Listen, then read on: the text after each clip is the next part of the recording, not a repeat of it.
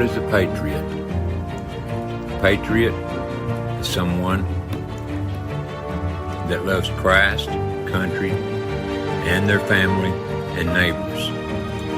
Someone who is willing to stand up for what's right.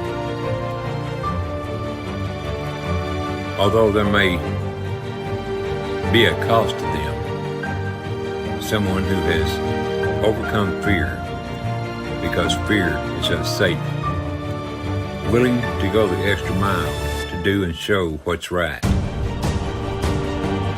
The only reason I'm on YouTube is because of God.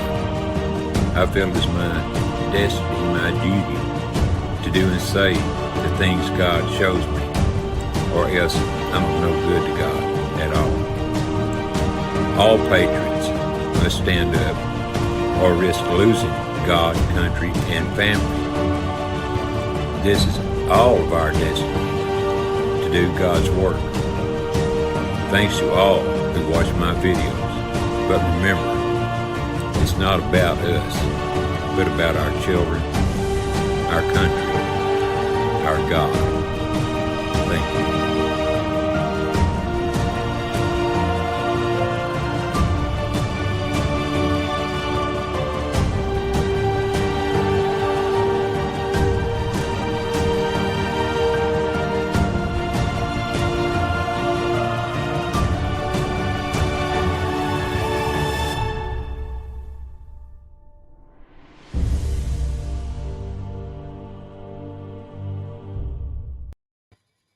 All right. When did you change that? Do what? When did you change that? Change what? I didn't change that. The intro. The ending looked different. Not I just never noticed that, huh? Wow. No, it's still the same. You know where the pool balls and stuff rolling around? Yeah, the American. Wow, I never noticed the very end. See, you don't pay no attention to my video, Steve. I knew that. I knew it. You want to say hello to a few people here right quick? Oh, yeah. I'll let you start off then. I'm going to scroll back up to the top. We got Kiss Off and Scat Pack 2. Uh-oh, guess who's here? The official person to say it's a damn good show. Well, I hope he sticks around to the end so we can get that official proclamation out of him. Right, yeah. We have to have the approval at the end. Absolutely. Then we got Karen Reese, aloha. Chris C. John Denicola, aloha. John can't hang long, but you just wanted to stop by and show some support. Thank you, John. Salt and Light. The beautiful Salt and Light is here, and the beautiful Kiss Off both are here. Wow. Chris Gilbert. What's up, Chris? Good to see you, brother. Meemaw Patriot. Meemaw. Hello, Meemaw. Good to see you, girl. Let's see. I think I went through all of them. I think I got everybody. Let's see. Looks to me like you did. There's Steve-O. Steve-O jumps in right at the last. What's up, Steve-O? This coming Saturday, we're gonna have I'm gonna have Steve-O on for Rock Garden Part 2, planting of the rock garden, and some new rocks, from my understanding. Well, now I may have to watch a little bit of that just to see how you plant rocks and get them to grow. I mean, yeah. He could start his own. What do you used to call them back in the? I don't think you were around this time, Steve. You might have been though. You know, where you got these rocks and they pet rocks. That's what I'm trying to say. Pet rocks. Yep. Yeah. He could do both. He could grow rocks to paint, and he could grow pet rocks and sell them. They had the pet rocks. They had the pet rocks, and they had the chia pets. They kind of look like rocks, but they actually grew plants. Yeah. LSP. Always good to see LSP. He said, drop the link for the Steve-O show. Yeah, I have to set that up though. Still, I just got done making the thumbnail for it. He undoubtedly wants to see some rocks grow too, Steve.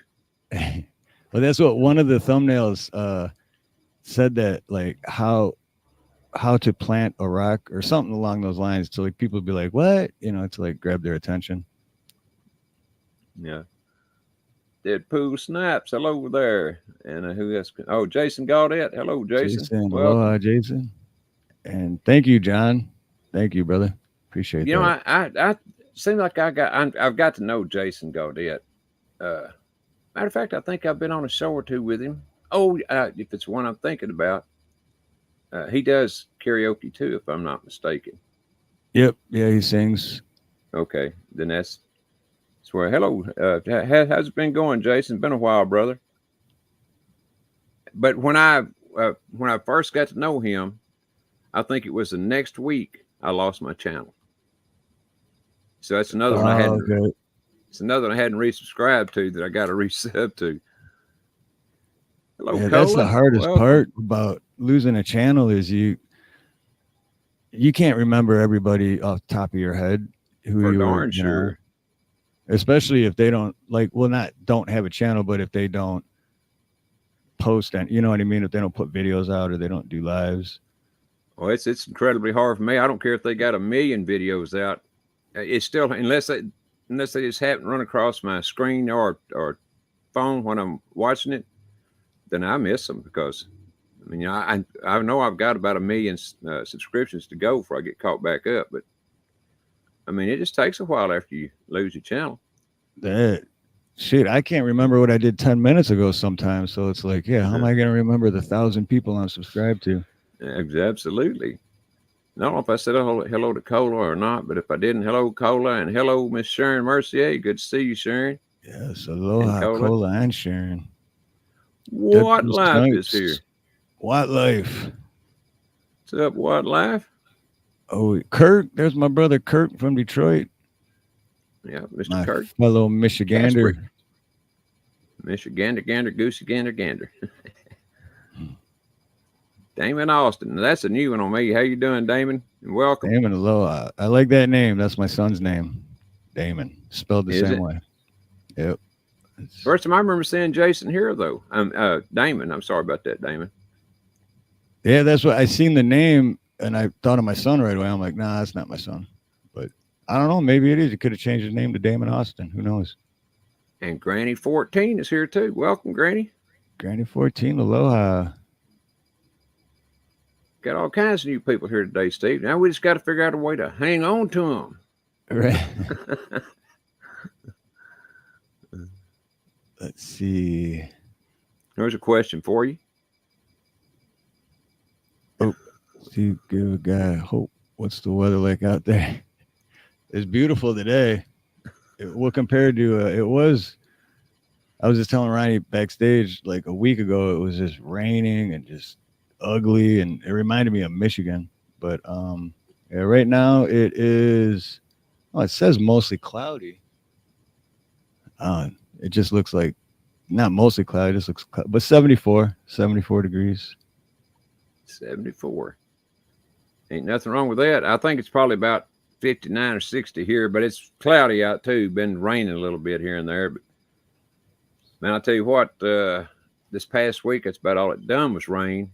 And then night before last, man, I'm telling you what, I don't know how hard it was actually raining outside, but it had to be raining pretty hard because in here, I mean, it sounded like it was coming a flood of biblical proportions. I mean, man, it was raining. Yeah, but like it didn't. It only rained. Yeah, but it only rained about an hour or something like that. So, you know, it wasn't too bad. But what's funny is my daughter and her boyfriend just got them a new place to put their mobile home or travel trailer, however you want to put it. And they hadn't got any gravel in the driveway yet. And so that, needless to say, they've been digging a lot of ruts and getting stuck. I was just visualizing that, like, man, no gravel and rain and yeah, and a travel trailer. There's Indy. Aloha, Indy. Hello, beautiful Indy. Welcome, girl. Good to see you. It's colder than a witch's tit and a brass bra out. Oh, that's funny as hell. Well, where you at, John? He must be up in Canada or somewhere. Maybe the South Pole. Who knows? Yeah, so Midwest, East Coast, or Canada.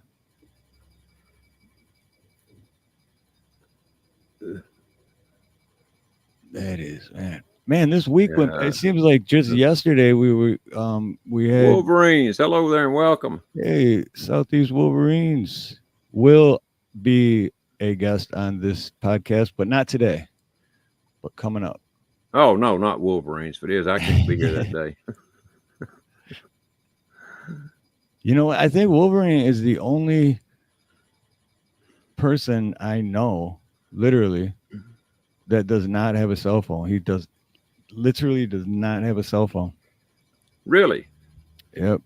Because I was like, I emailed him and said, just shoot me a text, man. And he's like, I don't have a phone.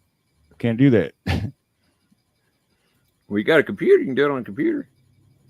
Well, yeah, that's how we communicate. Yeah, but it's just I've never met like no, because I had a buddy back in Michigan that he had a cell phone, but at the time it was like the old flip phone, so he still didn't text. He just had it for like just in case he needed it. Yeah.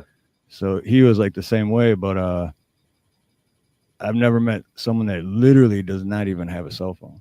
So Me either. Even my friend that was 84 years old, almost 85 when he passed away. He even had a cell phone, but he would bitch about me taking mine. Whenever I went somewhere, but he would have his. I said, who are you to be bitching at me about carrying my cell phone when you carry yours everywhere you go? Right. Well, I do forget it every once in a while. I said, well, hell, so do I. I forget mine sometimes too. But he won't drive me for carrying my cell phone, but carried his. Yeah, everywhere. That's like saying you can't wear a shirt. Only I can wear a shirt. You can't wear a shirt out in public. Yeah, well, with my body, he wouldn't have gotten an argument there. I'd have damn sure wore my shirt. Show off this fantastic physique of mine for nothing. Chad, what's up, bro? What's up, Chad? Yeah, what an interesting week, man. I met well, I'll just say a guy because I don't want to say who the person is, but we went to a business anniversary party, and basically that person's retiring, and it was also Chinese New Year's. It was a fun night. I went live for like an hour and a half just because it was so exciting. But I met a guy that night, and I'm like, hey, how you been? And he's like, oh, good. I forgot where he's from, but he's got like an accent, like foreign accent, but white guy. But anyway, he's like, yeah, I just bought some new property. And I'm like, oh, that's cool. I mean, these people got money, like wealthy. And money, what's that? Like yeah, exactly. But I mean, I always knew they were wealthy, but I found out how wealthy they were the other night because then I was like, oh, you got some property, that's cool. Where, in Hawaii, you just buy it, and he's all, oh no, here, let me show you. He's like, I bought a castle in Denmark. I'm like, a castle in Denmark? What? And I'm like, maybe he just calls it his castle. He pulls up a picture of an aerial view.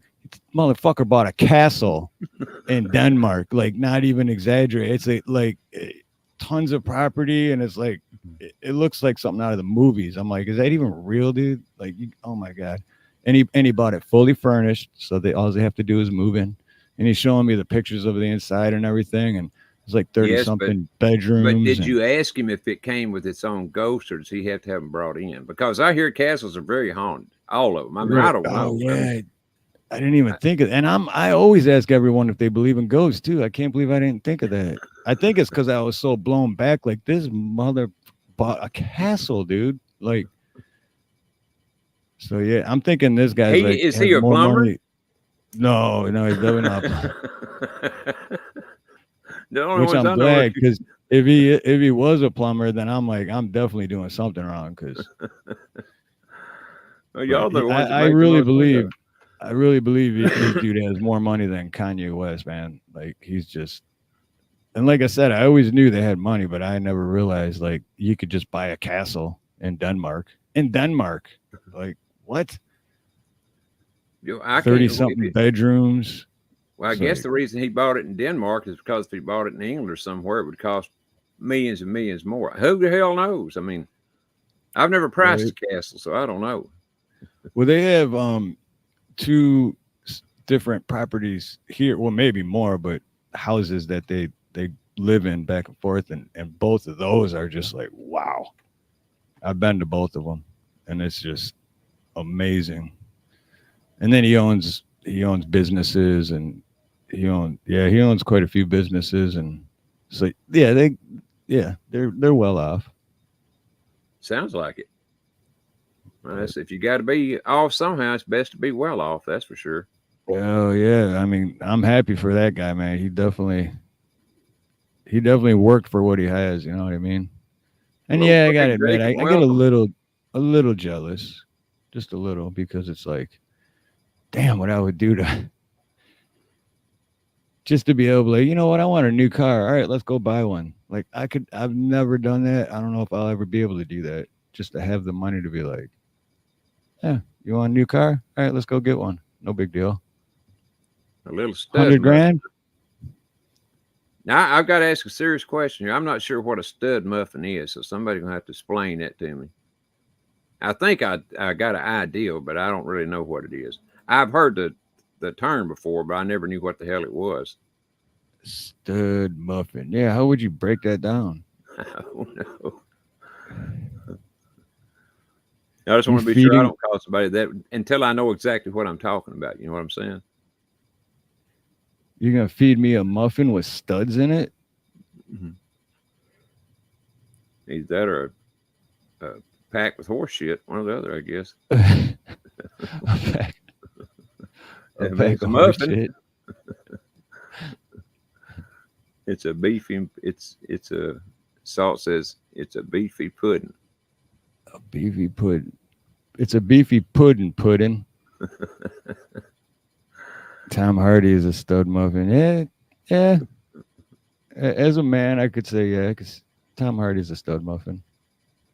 Well, I don't know Tom Hardy Oh, if you've nor seen him, Henry if you've Cavill. seen him, or if you've seen a clip of one of the movies, you'd be like, "Oh, that's Tom Hardy." But yeah, you know who he is. I'm sure if you've seen him, you know right away. Maybe so, but just hearing his name or saying his name, I don't recall him or Henry Cavill.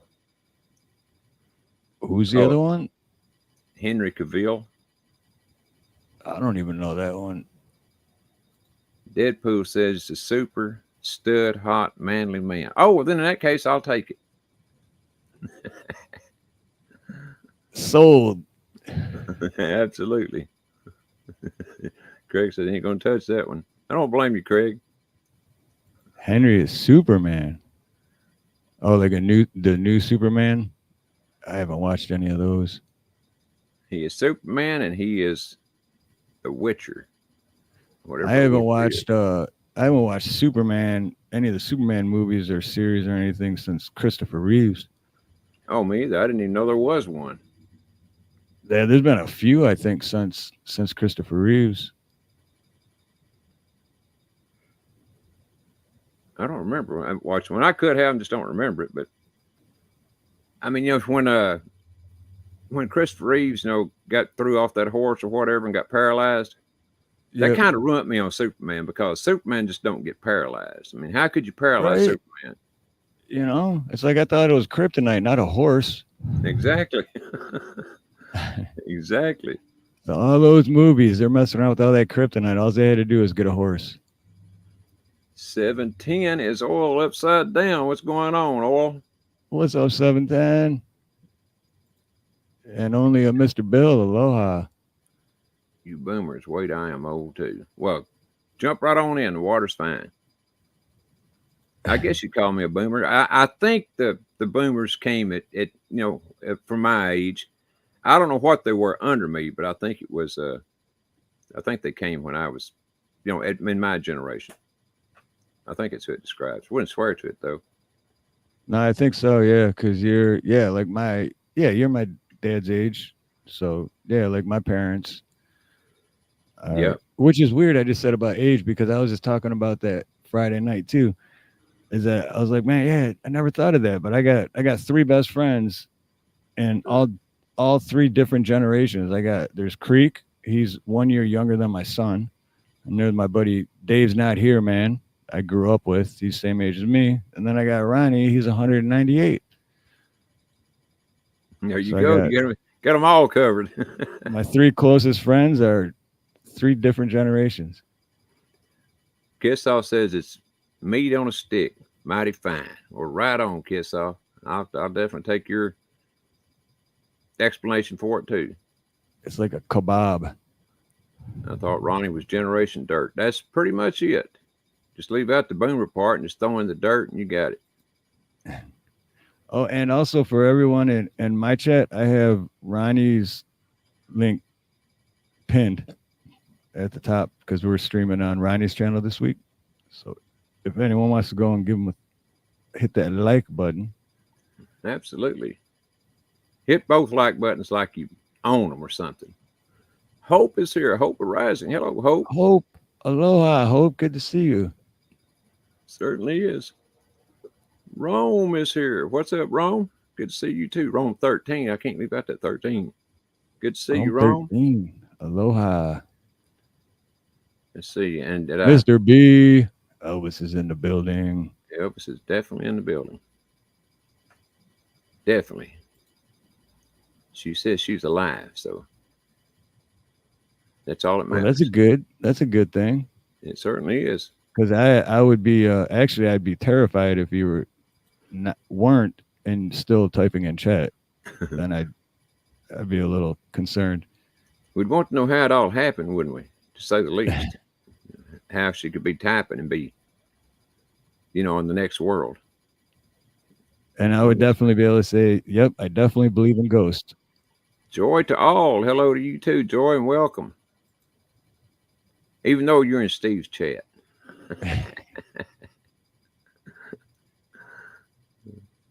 No, it don't matter to me which chat y'all are in, as long as you hit the thumbs up button for both of us. That'd just tickle me to death. And then that's why I pinned the link for the Ronnie's too, so that you can jump back and forth if you want and chat with who's in that chat.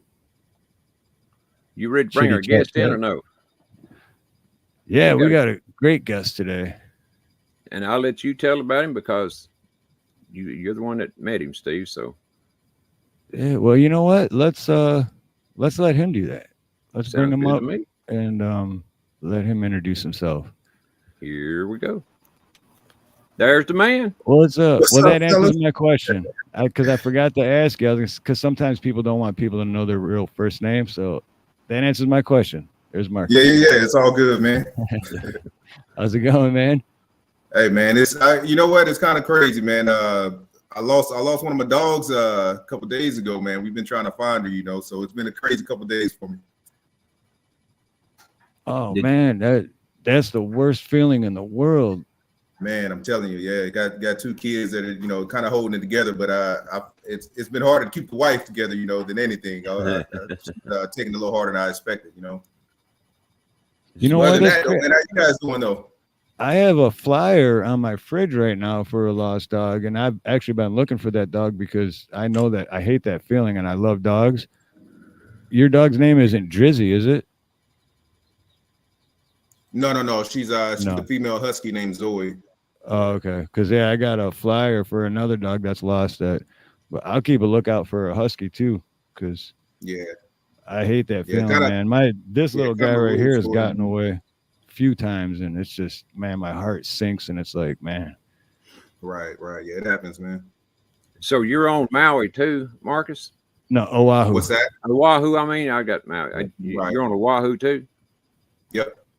Okay, and that's where you lost the dog, or So she got out the backyard. My son was taking his bike out, man, and we got two dogs. We got a little small husky beagle mix, looks like a beagle with husky blue eyes, and she came back. I think she got clipped by a car and got scared and ran back home. But the husky, she kept going, and we were told she was picked up by someone in a silver 4Runner or a Tacoma, and we've been, HPD was there supposedly right next to them when they were getting the dog. So we were thinking like maybe, it's kind of late in the evening. So we're like, well, maybe they'll, after the night, they'll reach out to Humane Society or something. And now it's going on 48 hours. And I mean, it's kind of weird, if somebody picked up a dog and, it's not theirs, you would think that they would, turn the dog in, but that's not what's happening, man. And we've been calling around and everything. No, particularly if it's a good looking dog. I mean, and it's a good dog. Yeah, she was healthy, fed, her coat was it was brushed out and everything, so she definitely didn't look abandoned, so for someone to pick her up and after 48 hours, just still haven't reached out to any of the vets or Humane Society, we're kind of weirded out. So tomorrow I plan to put an award up, and hopefully maybe they're, instead of trying to keep the dog, they need the money more, so hey, we'll see, man. Hey, but yeah, I don't want to take over the stream. I don't want to take over the stream talking about my dogs, man. But I just, I told Steve that I was important to get on with you guys, man. No, man, it's great. That's when we have guests on. That's what it is. The guests more or less lead the way. So you're good. Whatever you want. Yep, that's. Have you got Mark's? Is that Mark's channel? Yeah, okay. I was going to ask you to drop Mark's channel, and there it is. Yep, I'm putting it in your chat right now. So okay. I appreciate that, man. I'm still new to this live streaming stuff, man. I've only been doing YouTube for seriously, of course, a lot of people have an account. You're either a streamer or you're, a person that kind of just use it for entertainment. But I just started doing videos about, and then it's fun, it's interesting, and it's definitely a challenge too. Yeah, definitely. Oh, it's definitely a challenge for people that's as stupid as me trying to run all this, get all this technology shit down. I've been doing it now for 2 or 3 years, and I'm still about 1 million miles away. I've only came 1 mile, in other words. I take 2 steps forward and 3 steps back. When it comes to technology, man, I ain't kidding you. I'm dumber than a rock on this stuff. Hey, it's changing fast, man. And with this new AI stuff, man, I gotta try to jump on that too, man. This AI is it's moving quick, man. Real quick. It is too quick for me, but yeah. It is what it is, I guess. Yep. It definitely takes a lot of the thinking out. You just type in basic part of what you want, and it writes you a whole script. It's like, geez. Right. Yeah, exactly. One guy, man, he's been like writing books, and I'm like, and they're actually successful books, they're actually, selling and everything. And I'm like, man, that's pretty cool, and it just does all the work for you, So, man, folks better jump on board, man. What's your channel about, Marcus? You want to tell people about it, a little bit about it, or? Yes, so I was telling Steve, man, I quit my job. I'm a veteran, and I'm actually a welder by trade. So I've been welding since high school. My previous job, I'm not going to name who they are, but the boss, he just was not supervising material. So if you're the supervisor of a team, but your main focus is to try to be as cool with the guys in the team rather than supervise, there can be a conflict of interest, and this particular supervisor of mine, man, I go to work, I do my job, and then after that, I want to, I sit back, I trade stocks, I focus on other things, but I'm not looking to be inside of that circle of group, of people talking about other folks, so I don't talk about people behind their back, if I got something to say, I'm gonna say it to your face, and because I just wasn't one of those people that wanted to be in the in crowd, they kind of put me on the outside, so when you go to work every day, you don't want to go to work and be stressed out, just people coming to you, they're talking about you behind your back, so I said, you know what, my wife's active duty military, man, let me just get out there, man, and try to do this by myself, so I quit my job, man, and I just went out on a limb. I started doing Uber Eats and stuff, and that's kind of, just working for myself is how I met Steve, so it's been good, man. It's starting to pick up now, and I think I'm really starting to find my purpose. Well, now Steve told me about you hauling the stuff off in his backyard. Do you take that to a junkyard? Do you have a warehouse for it and sell parts and stuff? Yeah. What do you? Yeah, so there's a lot of free junkyards around the island where you can take stuff. I got a couple of people that have reached out to me from different organizations saying, hey, if you come across stuff like mattresses or tables, chairs, things, anything, if someone getting a new house could use, then I donate the stuff to them. So anything that can be donated, I try to donate it because, of course, you don't want to just keep taking junk to the landfills, because You know, I don't know if you've ever been to the landfills, you know, that they have around here, but some of them are really, really bad, man. Like as far as like, you know, the smell and how much trash, because everyone's taking junk, you know. So I try to donate as much as possible, but sometimes some stuff just has to go to the dump. Yeah. And unfortunately for me, I just gave him a bunch of old water heaters that don't work. Yeah, see, we got to get back out there too, man. I know Alex has been pretty busy, you know, but we haven't forgot about, you know, helping you out too. So, but after we posted, you know, helping you out, man, like I don't know if you're on Nextdoor or not, man, but it took off. Like there's so many people talking about it, and that's what I mean by like I think I found my purpose, you know. I just kept doing it, you know. People just kept reaching out, you know, hey, you know, my father died and now I got a lot of stuff. I you know, don't have the means of getting rid of this stuff. And I've helped out a few people, man, and they're I mean, it surprised me. I've gotten more business from doing free work, if that makes sense. Right. You know, it does. Yeah, because well, you know, people when you do stuff for free to start off with, yeah, I think it gives people you know, more trust in you to do jobs in the future. So, you know, it kind of says what kind of a person you are to begin with, you know. Good character, yeah. That's right. Exactly. Did you say your wife is active military? Yeah, you know, so crazy thing, man. That's how we're out here in Hawaii, man. In the past 4 years, I've lived in Japan, California, Hawaii.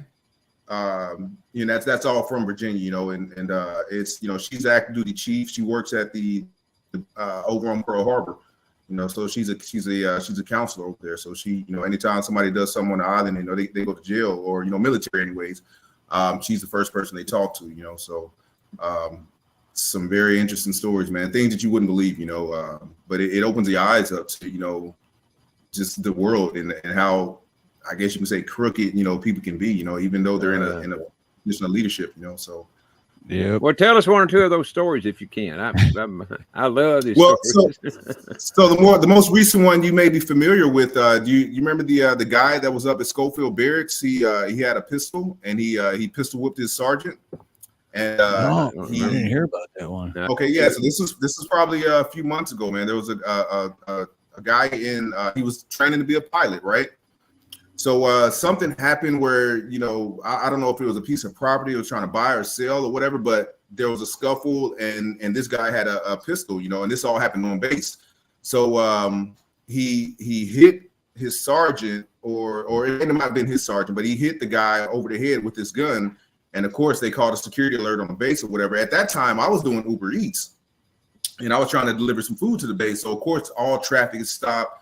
I mean, you hear sirens going off everywhere, and come to find out, you know, this guy was running around a base, you know, or at least they thought he was, but at that point, he had already called one of his friends or something that had a plane, and they flew him to the Big Island, and that's where they ended up catching him at, you know. So he tried to flee, but she had to counsel this guy after they caught him. You know, they sent him to the brig, and you know, she always every person that comes to the brig, she has to assess their condition, their mental state, and, you know, figure out where they need to go, where they need to be in isolation, if they can go to general population, you know. So she's the first person that they talk to. But that's just one story, you know. Some of the more sinister things is, of course, you know, you have pedophiles in the real world. You probably have just as many, if not more, pedophiles in the military, you know. So she deals with that a lot, you know, just people coming in there with different, I mean, it's pretty insane. I don't want to go too far into detail because it's really sad stuff, you know. That I tell you what, if she's dealing with pedos, I feel for her, man. That's got to be a stressful, all around stressful job just for her. I don't know if I can do that or not. I mean, you know, it's tough, man. It's tough, and I hear about it. You know, she comes home and she tells me these stories, and I was like, "What? This guy had 30 years in the military, and he did what?" And you know, and it's true stories. You know, these things are happening every single day, and I'm sure you see about it in the news and different types of you know, platforms and stuff. People are talking about this stuff. It's happening. You know? And by the way, I did hear about that pistol whipping that you're telling about. It's right. It's been a while, so my memory only works about, you know, minute by minute.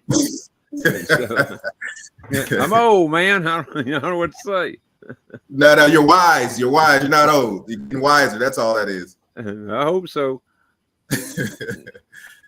Miss Minderson, hello there and welcome. Mike MQ, hello, welcome. Annette Groff, hello there and welcome. Or Graff, I'm sorry. Mispronounced your name. I didn't mean to interrupt you there, Marcus. Oh, no worries. Yeah, I was kind of trying, like I said, I'm new to this too. I see stuff popping up, but I have no idea what I'm looking at, so I'm just listening to you, man. But yeah, so other than that, man, I quit my job, and of course, my wife, she kind of like, oh, like, what are you doing, but I say 2020, man, I woke up. I mean, I was probably like a lot of folks, I just watched a lot of YouTube. I wouldn't say I was lost, but 2020 slowed down the world, and some folks chose to, take their time and just, continue to just watch, YouTube or Instagram videos, shorts, and I decided to take up stocks, and one thing I learned was that when there's money involved, man, a lot of crooked things happen, and learning about the stock market and just understanding how money works really opened my eyes up to realize that, if I'm planning on setting my family free, me going to a job every single day was not the way I was going to do it. And that's not to say that anybody that's working a job is they shouldn't be doing it. But, my purpose, what I've been trying to do all my life is always want to be a business owner, so going to work 8 hours a day for me was just not going to do it, because by the time you get off of work, you're tired, so you don't really want to work on yourself. So, once I started trying to figure it out, the first thing I started doing was I started driving, doing Uber Eats and stuff like that. And if, Steve knows I got a Tundra, and you just don't just do Uber Eats and no Tundra, you'll make some money.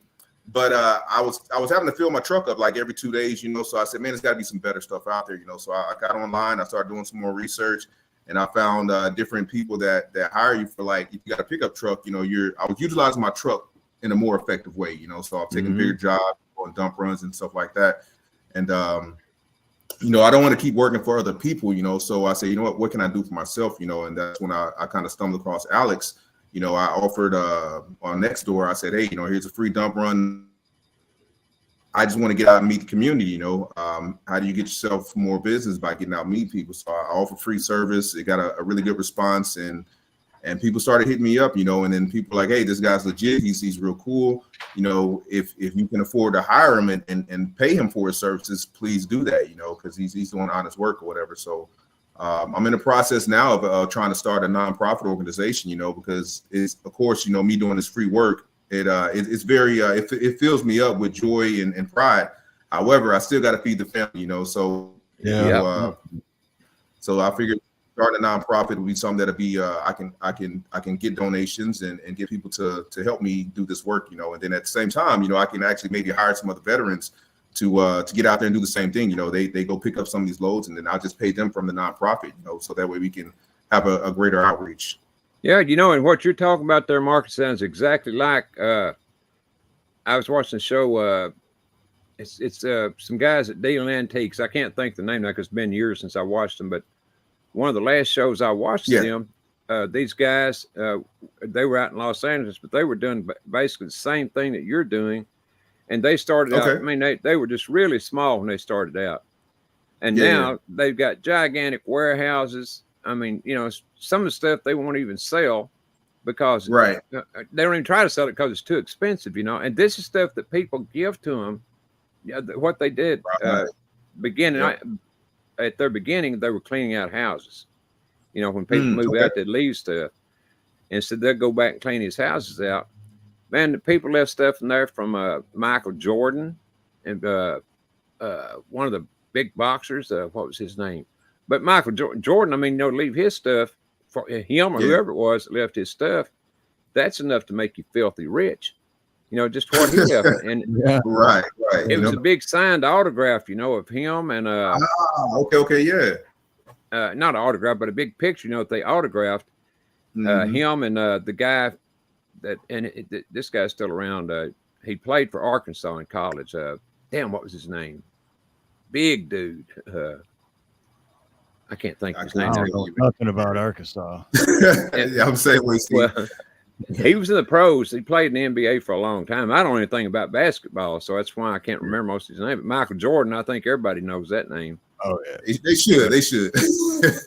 But the thing it was, these two guys were supposedly enemies at the time, but they both signed this big picture, and so that made the picture worth so much more because they were supposedly enemies, and maybe they were, and for whatever reason they signed that picture together. But I mean, it was a big old picture. I think it was of the whole team, if I'm remembering correctly. But anyway, that's just one of the things. I mean, they had all kinds of stuff that people left behind. I mean, expensive stuff in these homes. Right. And I come across the same stuff too. People, they're moving out. They're leaving the island. The biggest thing is, with a lot of military too. They're leaving the island, or folks just moving out. And they just have, you accumulate so much stuff over time. And when it's time to pack this stuff up, you're like, okay, yeah, I don't need all this. And they put it out on the curb, or they call somebody to come pick it up. And I come across a lot of stuff. That's maybe slightly damaged or whatever. And I'm like, say, I'm real good with my hands, so I'll take something that seems like trash and I'll completely, revitalize it and sell it, for a profit, because it's really it can be reused. Yeah, I met a guy about 2 years ago maybe, and I was on a job and he pulled up with a trailer and I was like, oh, and it was for the same person I was doing work for. So I asked, I'm like, oh, and he's like, oh, he's here to get my old washer and dryer because I bought new ones. I'm like, oh, that's cool. And I started talking to the dude that showed up, and he's like, yeah, he goes like, I come and pick up old appliances from anyone for free, and then he fixes them. So they're old, but if whatever it needs, he just puts the money into it, fixes them, and then resells them. Yep. I haven't talked to him since. I hope he's doing good, but I was like, yeah, that's a great idea, man. Just no kidding. But to me, the thing is how much do you really want to work for yourself, and are you set up to do it? In other words, can you exist long enough to get your business going? Regardless of how much you want to get it to going, you still got to have that backing, and it sounds like you got it with your wife there. So yeah. If had my wife not been military, it probably would have been a different story. I'm prior military myself. I got out the Navy in 2015. But, with the military, they pretty much take care of everything, so we have housing, my medical and dental is all taken care of, so it's an easier decision for me to just say, hey, you know what, let me get out and try to work for myself, as for some folks, if your job is actually paying your medical and dental, it may not be a smart decision to just, quit that position or whatever, because now you got to try to figure out that too. So all that was taken care of for me. Of course, she was a little uncomfortable, and I'm still trying to figure it out. I haven't got there yet. But I can't say that I've been progressing, on a daily and weekly basis, with the amount of effort that I'm putting forward and the results that I'm getting back. So it's a humbling experience, man. It can get tough at times, but you got to keep pushing forward, man. That's it. Yeah. And you know what they say too. If you always do what's easy, life will be hard. So yeah, can't always just go the easy way, Right. Got it. Well, one question I got to ask, and you don't have to tell us how much you made or anything. Did you make anything off all that junk you took out of Steve's yard? You know what?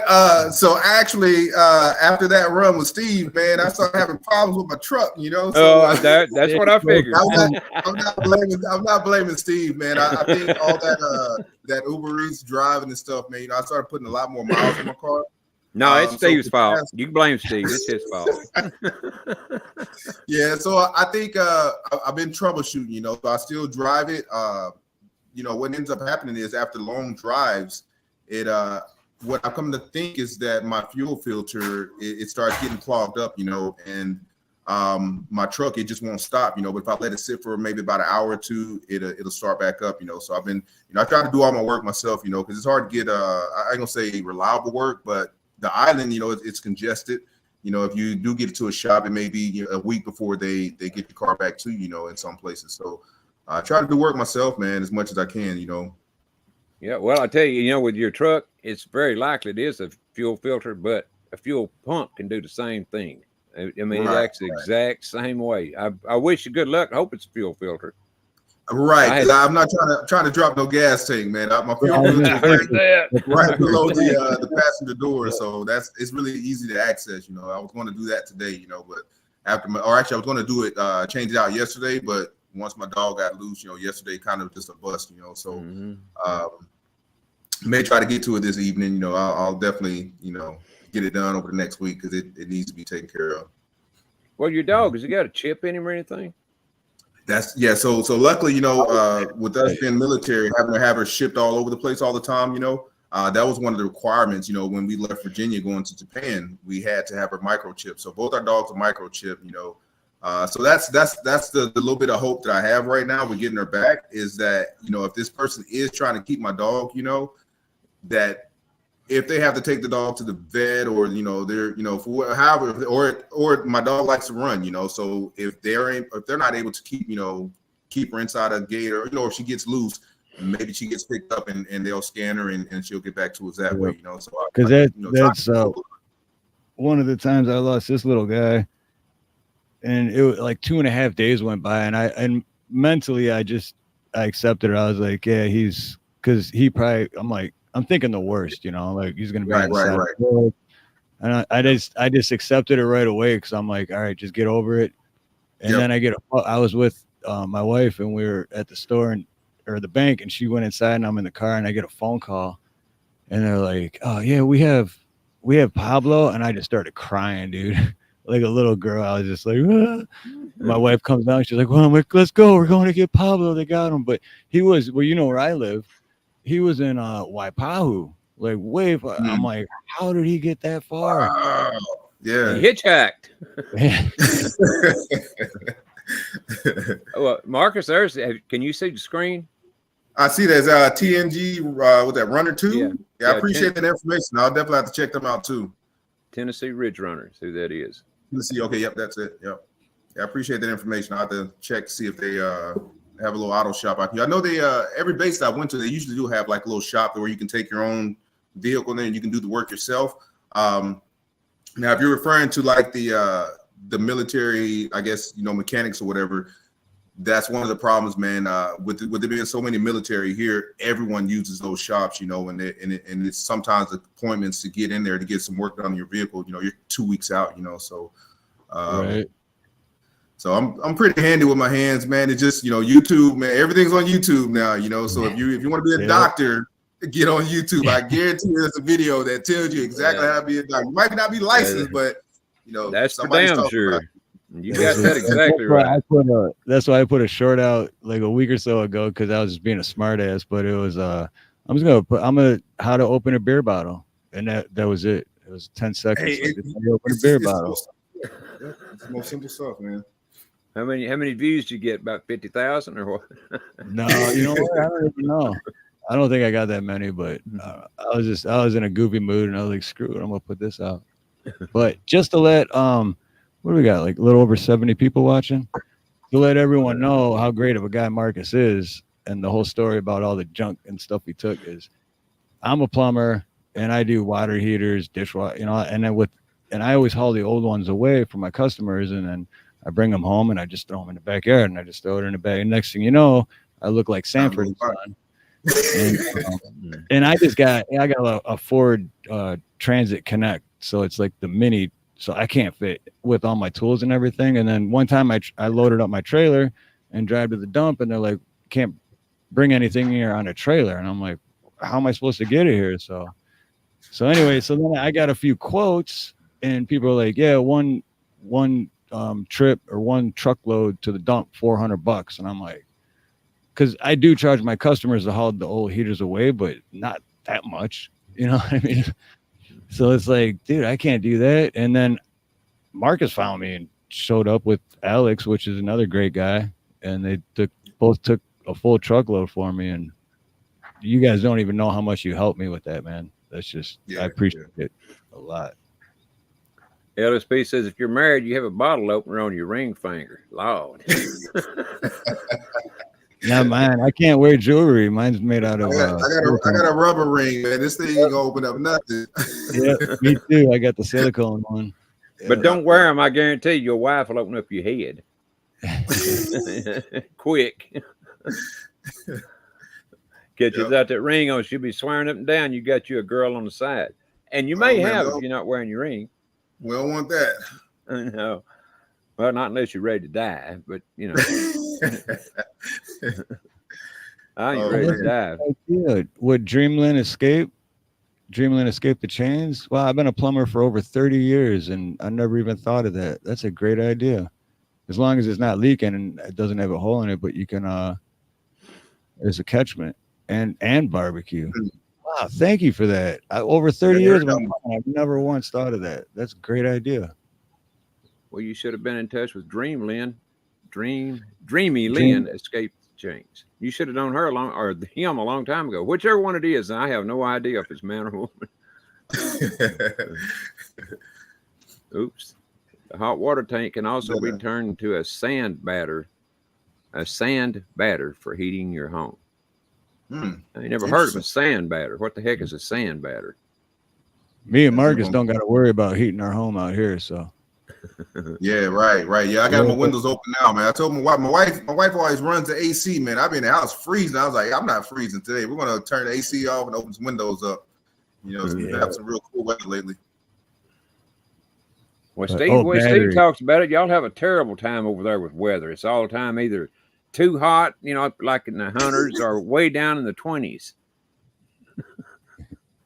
What about the 20s? I know it rains a lot from time to time, but when it rains for like 5 minutes, then it stops, you know, and then it gets hotter than what it was, you know. So it's just you know, you got to be prepared all the time. You know, I keep a rain jacket and an umbrella and everything else in the truck with me.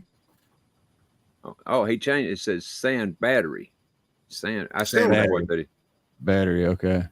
Well, I still don't know what it is. Either one of y'all? I mean, I sure don't. Never even heard of it. Sand battery. Never heard of it. Let me do a quick Google search and see. Right on. I lived the first 30 plus years of my life in Detroit, and so I know all about the cold. Yeah, definitely know about the cold. You know, I used to love. Oh, I actually still do. I love the snow, man. I'm from Missouri originally. So you got to be showed, huh? Show me say, you know. Yeah. That's it. Well, yeah, we got all 4 seasons over there, man, and I love the snow, man. Get out there, and you've got a 4-wheel drive. You know, get out there, do donuts, and just have fun, man. You know, so I love it as long as it ain't around for no more than maybe 24 hours. You know, and I hate the cold that comes with it, though. I'll tell you what. Last week it was literally so cold, and I don't know if you can tell or not, Mark. I live in a travel trailer.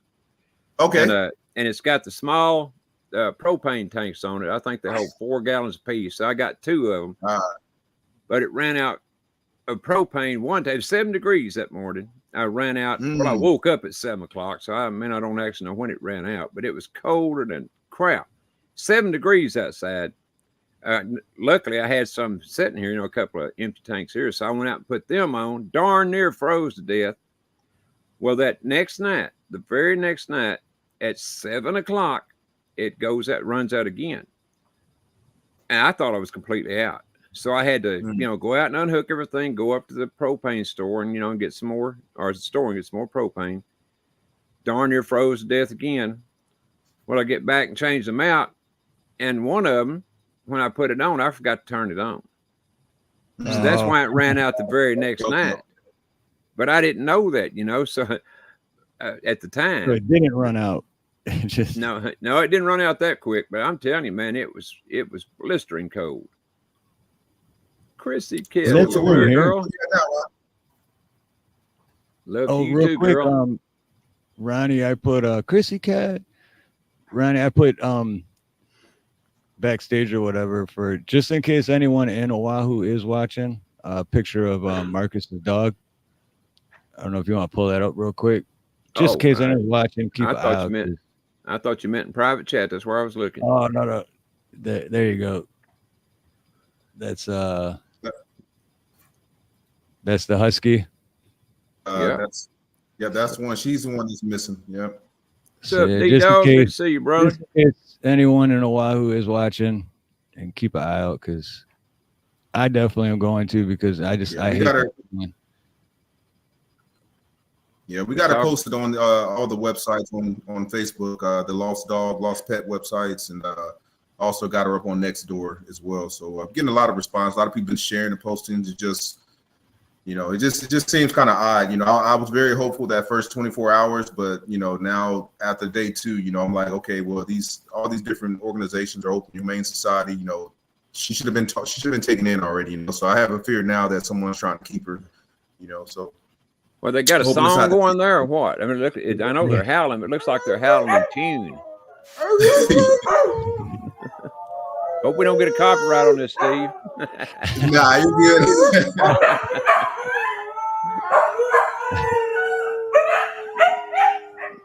Yeah, that. So one of those people howling is actually me.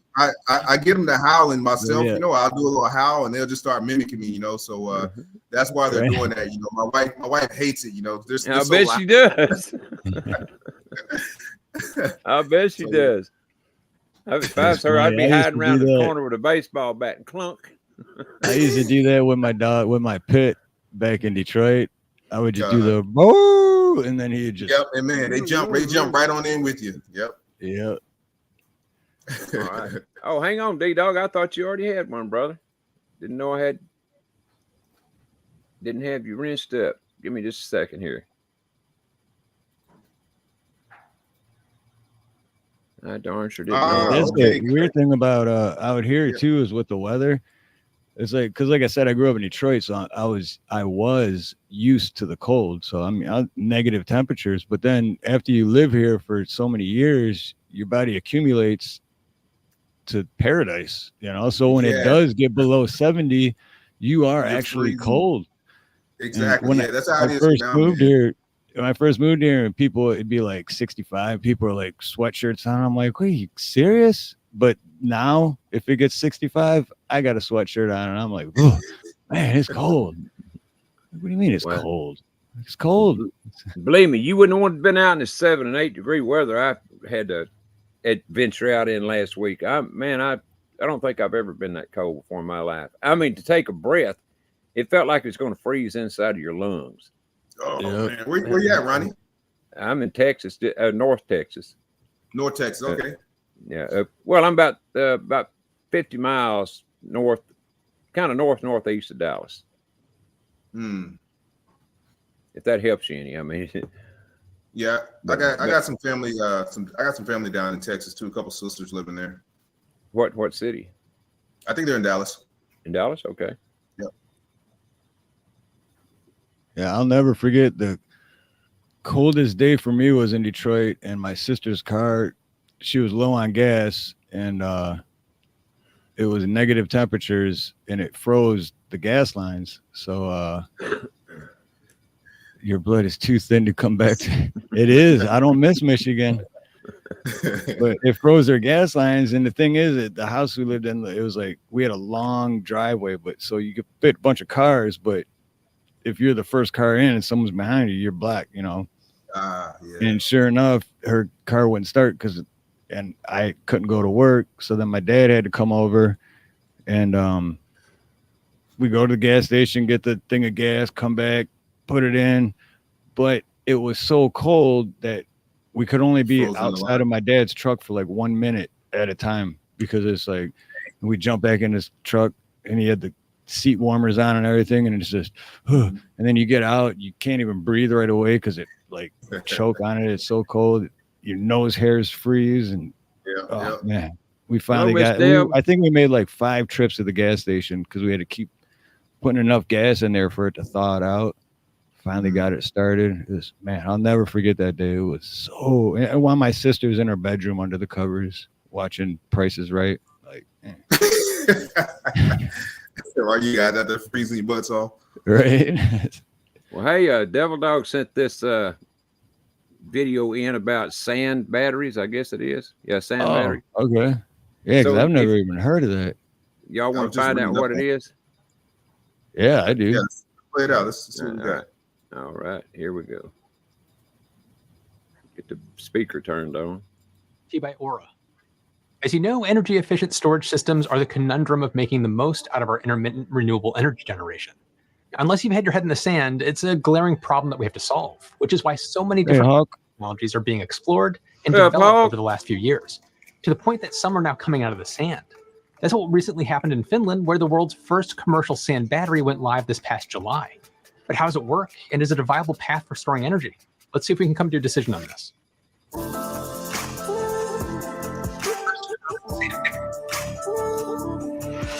Before digging into the sand battery, we should first warm up on some background on thermal energy storage, or TES, which is the technology behind this new invention.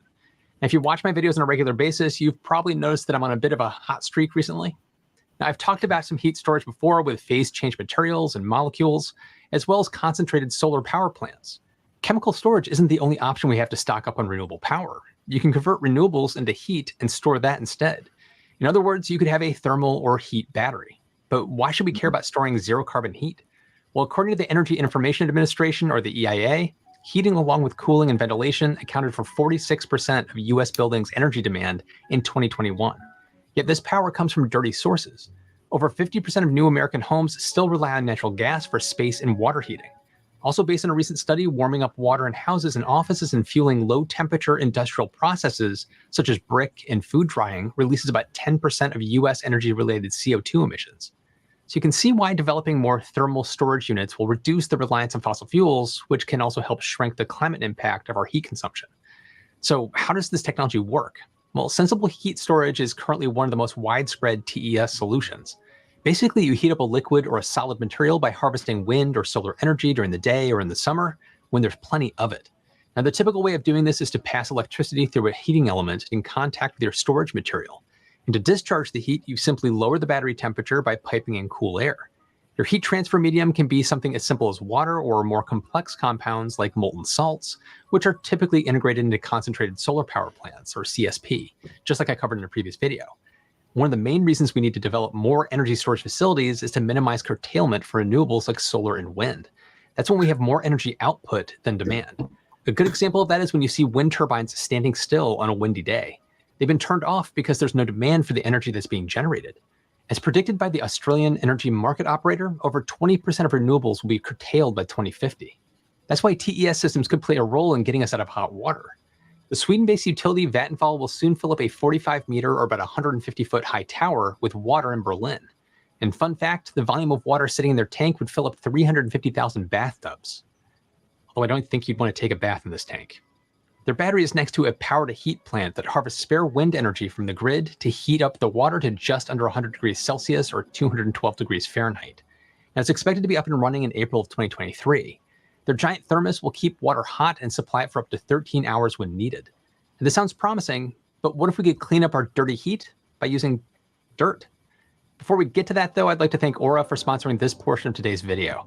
I had my identity stolen this past year and had to spend a bunch of time trying to fix that. My first indication of the problem was I got a letter from the IRS saying that I owed back taxes on unemployment benefits that I received. But here's the thing, I never claimed unemployment. After that fiasco, I turned to Aura to help protect myself from identity theft and credit card fraud. They provide an all-in-one proactive online monitoring service that monitors the dark web for your emails, passwords, social security numbers, and then alerts you to any problems that it finds. Do what, Steve? To fast forward, he's just doing a commercial, whatever they call it, advertising. I thought that's what it was. Yeah, I wasn't paying a hell of a lot of attention to him. So, yeah, so basically, the thing is just stored energy. What it sounds like. Yeah, that's what it is. It's pretty interesting because I've never heard of that before. Me either. But that's enough that. I mean, it's good to know that. But the show is about our man Marcus here today. So. I'm just a guy, man. That's all. I'm just a guy. Well, hey, since you recently got out of the military and your wife's still in, how do you guys feel about what's going on and at the Texas border and in the world generally? Oh man, hell of a question. Yeah, it's vast. Like I say, I wouldn't call myself woke, but I should say that I woke up, during the pandemic, and I paid attention to a lot of things that I never pay attention to. So the southern border. It's unfortunate what's happening. I can't say that I disagree with building a border wall or not having one there. I think people, no matter what, if they have where there's a will, there's a way. So even with the wall there, folks are going to build tunnels. It's just going to cost taxpayers because in some of those situations, taxpayers are paying the money, and the folks that are getting rich off this wall are going to be the people that are building, and it's going to deter, but it's not going to stop the problem, There's got to be something else that happens, and just putting a physical barrier there. A lot of folks have to understand that wall is not only going to keep people out, it's going to also keep you in, So that's very true. But it never was. I don't think the wall was ever built to keep people out. That's the way it's been made to look, but I don't think that's what it was built for.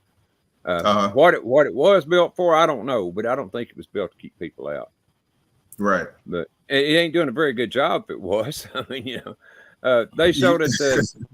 They showed at the Texas border here just a couple of days ago. Now where this is all taking place at is in Eagle Pass, Texas. Yeah. And there's a park out there, a city park that's about half a mile long, that the state of Texas has closed down and strung razor wire and everything to keep people from coming through there, because they want them to go through an official port of entry. And this one guy was driving down the road straight from where that gate is that leads into that park. And there were 3 or 4 open gates just in the little ways that he drove. Yeah. To it, showing there wasn't nobody at none of those gates. They could have just walked down any of those gates and came through. And no one would have even said hello or goodbye. Terry, what's up, brother? Yeah. I remember. What was that? I was watching that. I think we played it last week, didn't we? Or I remember watching that though with you. Siri thought I was talking to her again. Hello there. I ain't talking to you, Siri. Shut the hell up. Mind your damn business, turn those things off on your phone, man. They're always snooping on you, man. Even if you're not talking to them, you start talking about being hungry or something, start sending you advertisements and stuff. Yeah. Well, you know what? That's the first time a while ago when Steve and I were backstage, right before we came on, she started talking. First time it's ever done that, and then here again it starts it. It's the first time it's ever done it. Mine does it all the time. The Google one, I'm afraid to say it, but yeah, like at least once a day, and all of a sudden I hear my phone going, "Sorry, I didn't catch." I'm like, I wasn't talking. Shut up, mind your business. Wasn't talking to you. Yep. I got to get a napkin. My nose is trying. But yeah, same thing with like how you were saying where the money goes and stuff. That's like out here, Marcus, with the was it 12 billion for that rail now? Real? Yeah, I heard the stories about that when I first got out here, man. I was like, what? And they've been building this thing for how long? Right. Yeah, they pretty much since I first moved here 15 years ago. That's when it was like just starting to go underway. Right. And but it's not really. I mean, it is 12 billion, but not all 12 billion is going. Like people are pocketing a good. Oh man, I maybe a quarter of that money has actually gone towards a project. That's the sad thing, And I mean, they're still big on it. Have you seen the end of it yet? In Capolay, that side I have, but I know they're working on it by the airport. Yeah, it just stops. It's like it just stops. I was like, what? Like what happened?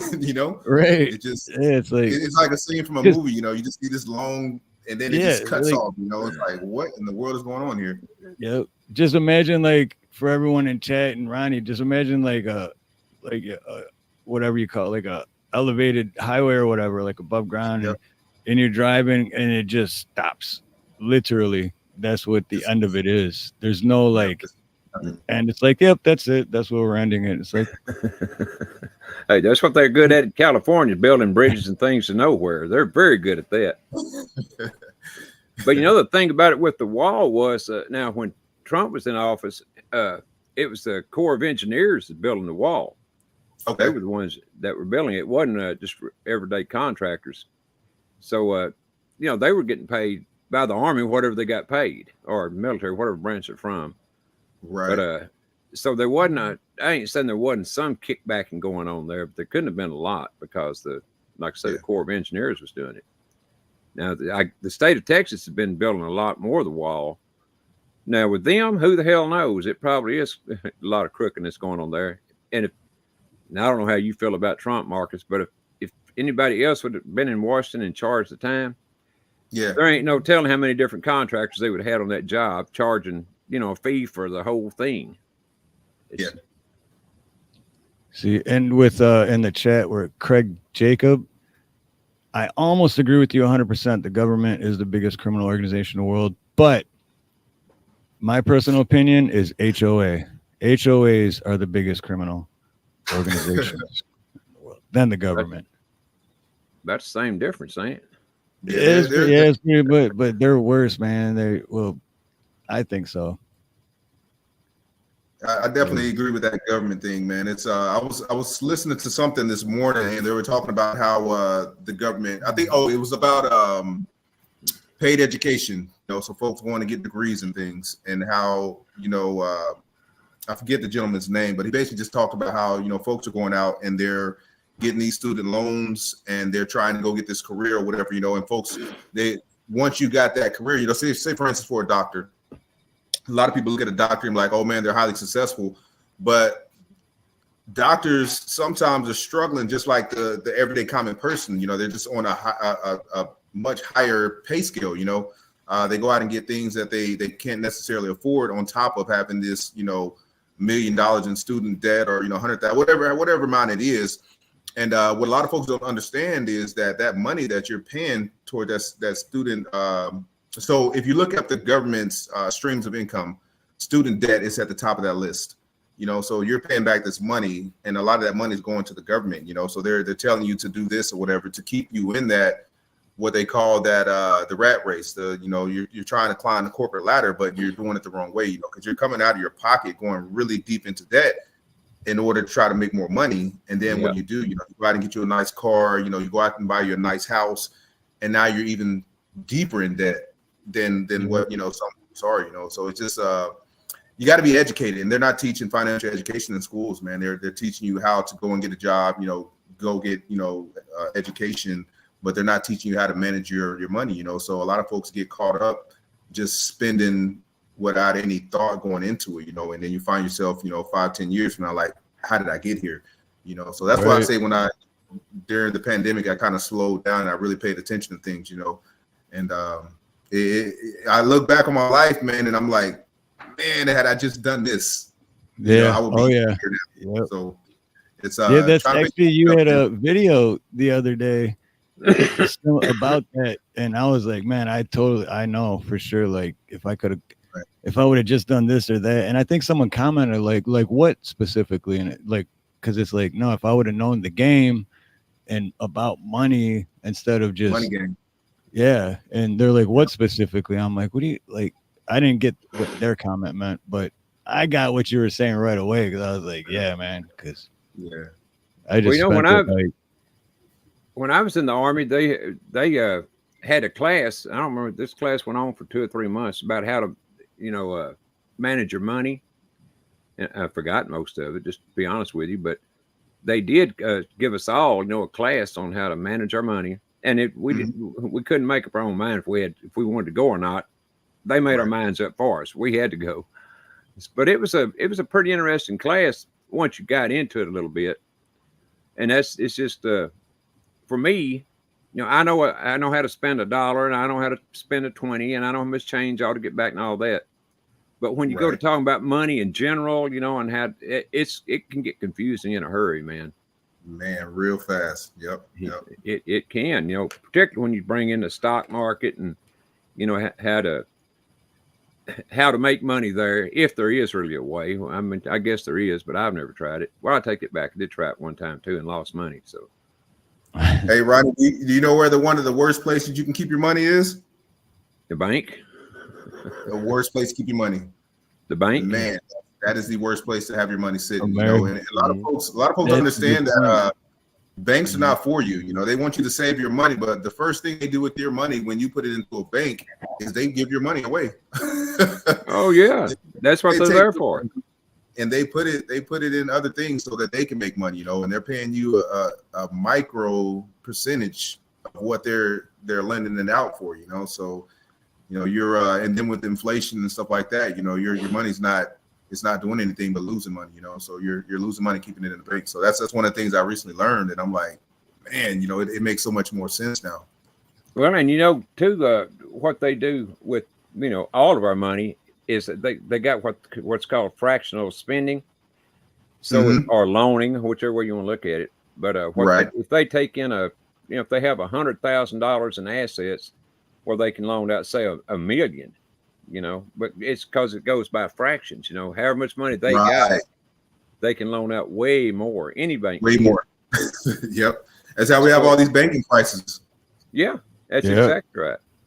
Yep. Well, isn't that too why like off-core or offshore accounts and stuff? Isn't that why a lot of like people with money do that? Because America can't touch it and the banks can't touch it.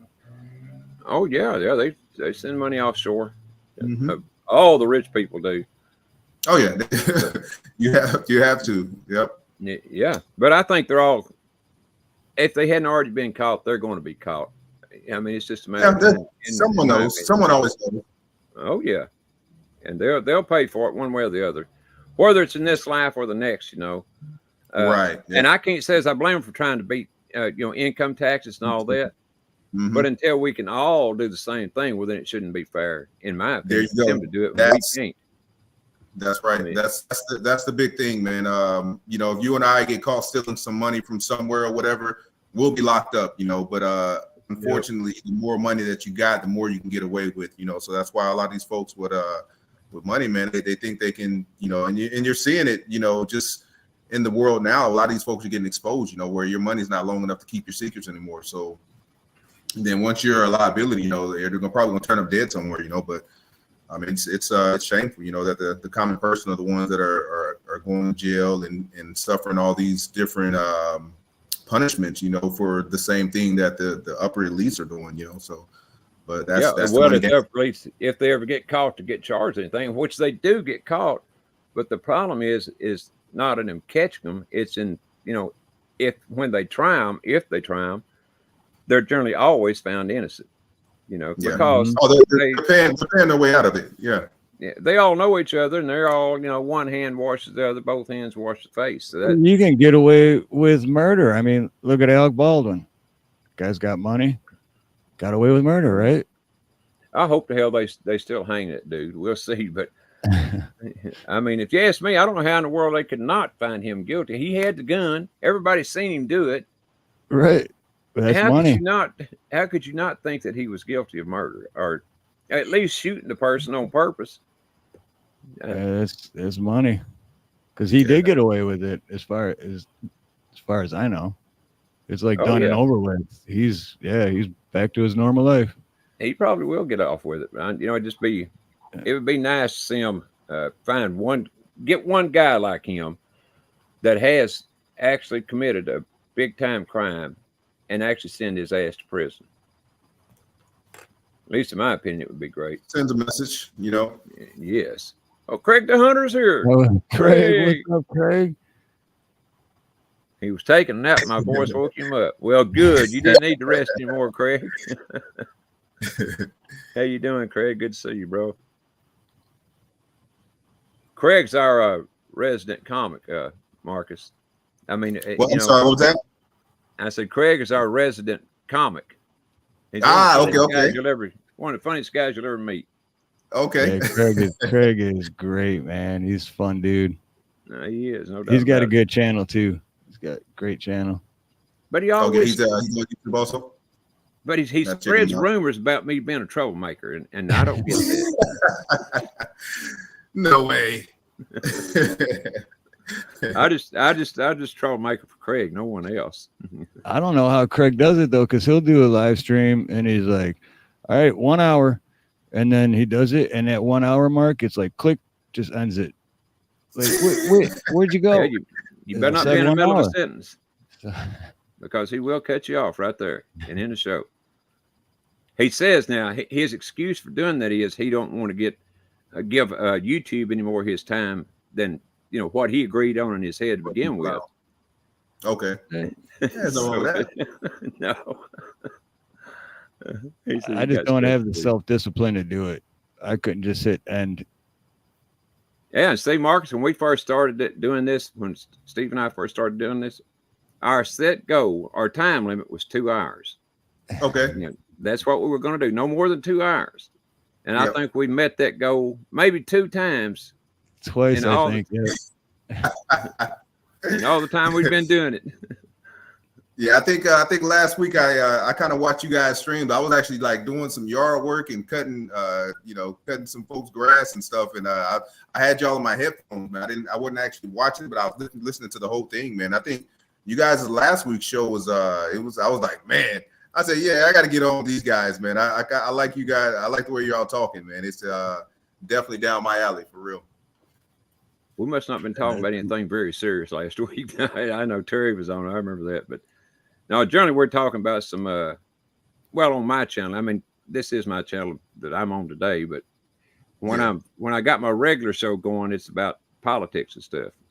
Okay. All the time. So I mean, I don't know if you like my politics or not, but I'm into it pretty heavily. Steve's not. I mean, Steve's not a political guy. Yeah. I used to be, but you forgot the part where Ronnie's on his like 7th channel because YouTube doesn't like what he talks about, so they keep taking his channel away. That's true. The truth hurts, man. They will shut you down. They're good at shutting me down. I'm here to tell you.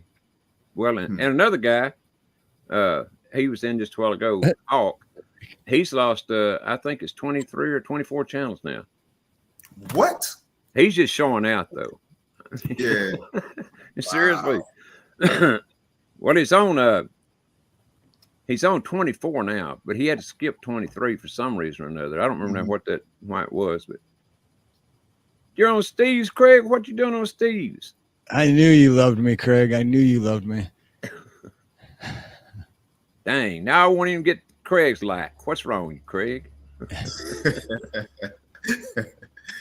The other thing to get from YouTube is that blue box. You know, you get that blue box underneath. Like sometimes it'll say, "Oh, COVID-19," the whatever, or the only time I got one, it was the flat Earth because I had a Forge and Thought on and Citizen Man, and I was honored. I was like, dude, I got the blue box finally.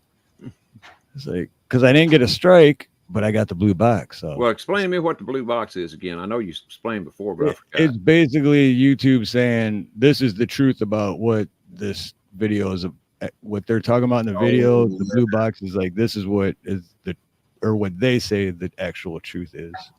Right. Oh, well, they didn't give me that courtesy. It's online with everything now. Like if you throw a post up and they have these algorithms that pick up on certain keywords and stuff. If you post a comment on someone's video or whatever, and you mention COVID or something, it'll pop up and it'll say basically trying to make sure that you're telling the truth, and it'll warn you not to be putting out misinformation, So they're monitoring everything, man. And if you have a channel, and you're talking about this stuff, they're gonna screen it, and then like I said, they'll block it or they'll completely just cancel the video, So it's all heavy. Yeah. They done it to me just a couple of weeks ago, Marcus. I was showing a video, and this was the video was going to give both sides the flat Earth debate. The flat Earth's point of view and the globe Earth's point of view. Right. They shut me down about 5 or 10 minutes into the video, and what it turned out to be, at least the way I understood it, was that they did that because they want me to check into all the videos I play before I play them and make sure that somebody else hadn't added, the person I'm showing the video of, that person hasn't used somebody else's video in making his. I thought, yeah, I'm going to do that. I'm definitely going to do that. No, I ain't. But I want to play this hour-long video, but I'm going to watch an hour-long video first. And then then you got to, research to make sure that guy that put out the video didn't use somebody else's video in making his. It's just totally stupid. And yes, YouTube, I'm talking to y'all. It's too confusing for me. You better watch out there, Ronnie. They're going to shut you down. Won't be the first time. Well, shit, man. Last time they didn't even, because normally they'll give you a warning, then you get a strike, then a second strike, and then the third strike, they shut you down. Last time, he didn't even get a warning. They were just like, nope, there's that channel. Yeah, it's two of the whole thing. There was 2 channels they done at the same time too. my main channel and the backup channel. They took them both. Definitely watching IP that. address and all. Yeah. I mean, they even took my IP address, man. I mean, That's come crazy. on. It That is, is but crazy. they did. Come on, man. Yeah, I'm about to start doing some streams on my channel too. Most of my video, or I guess most of what I've been doing lately is shorts and stuff. But I've been wanting to get into the live streaming and just doing podcasts and stuff like this. So, but I can see the same thing is probably going to happen to me because I mean I'm not going to play along with your rules. It's just if there's something I want to talk about, I'm not going to just go along with their narrative. I'm gonna speak the way that I feel. And if they don't like the way I feel, then hey, you gotta do what you gotta do. Well, hey, that's exactly the way I feel. Exactly. Yeah.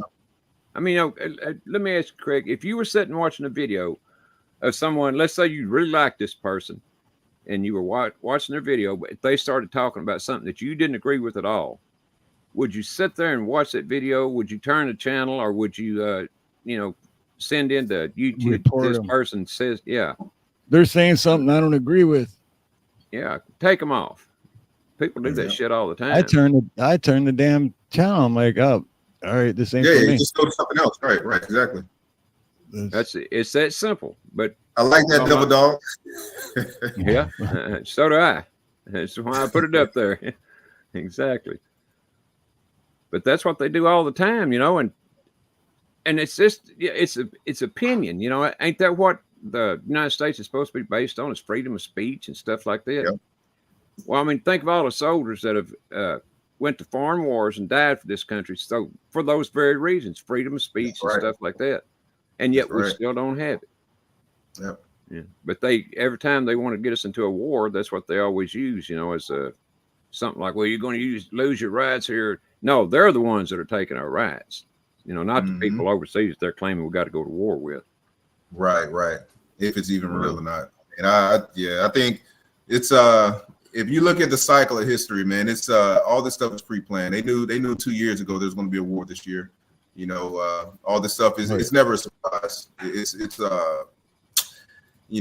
history always repeats itself. In the next 4 years, when there's another election, something else is going to come up, and there's going to be a new pandemic. Unfortunately, there's going to be another something that comes up. I mean, they tried to get us with that monkeypox. Yeah, but I don't think anybody took it serious, man. I was like, monkeypox, like, get out of here with this bullshit. Nobody wants to hear that, After all the shit with the COVID, right, then monkeypox, they're like, fuck out of here, man. Yeah. I definitely didn't take it serious. When I started hearing that stuff, I said, man, I'm not even going to pay attention to this, like, whatever, If it gets me, it gets me, I just got to say something here. Now, I just give Craig a wrench. I don't know why I did that, because he won't give me one on his channel. I go in there and he won't even say hi. No, I didn't know you didn't have a wrench, Craig. I'd already give you one, but you better give me one on your channel now. Well, he don't even look at the chat though, so yeah, me too, Craig. I think you got one, Steve, but I don't. Oh, wait, no, yeah, I do. He can't keep I take up it back, with all Craig. the I love you, Craig. He can't keep up with all the channels that I'm on. I mean, it's no mortal man could. I mean, it is hard. It's hard for me, and we talk on the phone all the time. So yeah, you give me all right, here's my new one, and then I go to look for it, and I still can't find it. But no, Craig, I don't have one. Your subscribers back, and I had one on the last channel, Craig. But then when I lost the channel, I had to get a new name. Well, it's still Ronnie, but it just ain't got the York on the end. So get in there and give me a ring, Craig. So when you search for it, when you search for Ronnie York, you can't find the channel now. You have to put facts, Ronnie Facts. Right. Ronnie's Fact, that's right. And then it's the first thing that pops up. You watch. I guarantee you now, when I go into Craig's, when he's on again, and I still won't have a wrench. Can't even drop a link, my own link. Good to see you, Yeah, Jeff. people are like, "Oh, Ronnie, you got your new backup channel up. What's the link?" And then you're like, "Talk to Craig." I don't know. Hey, baby girl. Hey, daddy's busy. Okay. Hey, shh.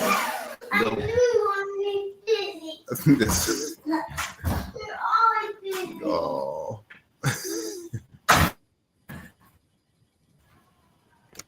Hey, aloha, Pendar. Now that brings up a question right there. Was that mama or a child? That was my daughter. Yeah, she's 5 years old, going on 21. I know what you mean. I know what you mean. Hello, Oh, shoot, Auntie. Pendar. Pendar, aloha, and thank you. Thank you. Pendar just became a member. Actually, Pendar, I'm having a members only live stream this Thursday, so cool. Hopefully you can make it to that. So that means I won't be there because he won't give me a membership. Ronnie, you have access to my StreamYard. You can show up anytime you want, man.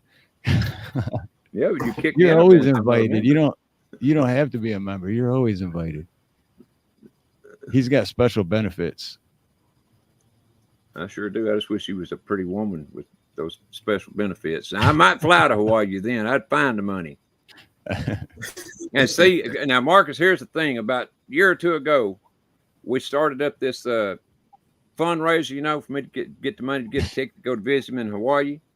Okay. I think I got 37 cents in that account now or something like that. That's 2 years ago now. I needed cigarettes.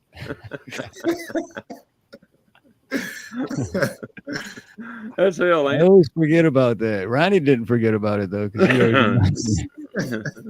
We're going to get you out here, though, Ronnie. We're going to get you out here. Man, I'm waiting. Well, see, now we got Marcus in the circle, too. So maybe y'all can get together over there and start doing a fundraiser for me over there so I can finally get there. Hey, I'll get behind that fundraiser, man. All right, sounds good to me. If I ever get the money together to go to Hawaii, believe me, I'd go. Hey, what does a round trip plane ticket cost? Say when your dad buys one, Steve. What is it? Do you know what he spends? I'm not sure. I remember the last time I went to in 2020 for my sister's funeral when I went. Love you, Stacy. It was August of 2020, and the round trip. I went for 2 weeks, and the round trip was like right around $1,100 or $1,200. But I also bumped up my seat, so I wasn't sitting coach. You know what I mean? Well, you can afford that. You're a plumber. I mean, I ain't a plumber. So I couldn't afford it at the time, but I hate flying, and it's a long flight to Detroit and back. So I'm like, I might as well be comfortable. Plus, that was during the pandemic. So I had to wear a mask on a plane, and every time I took it off, I got yelled at. And I was like, oh, mother, give me a parachute. I'm jumping out, man. Get some fresh air.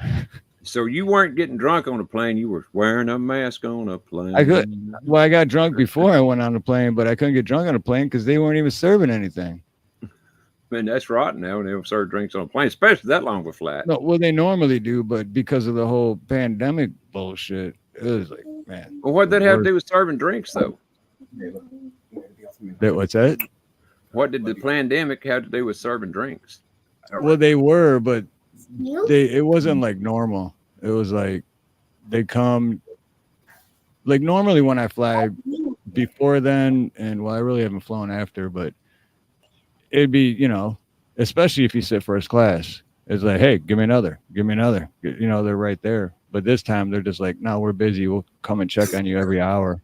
Like when I was, in jail, like we'll come by every hour and ask if you want a menthol or a regular.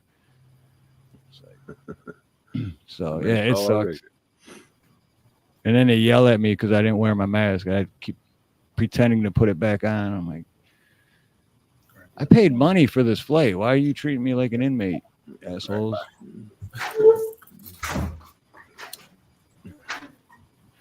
Yeah, who said that? Someone said around 1,300.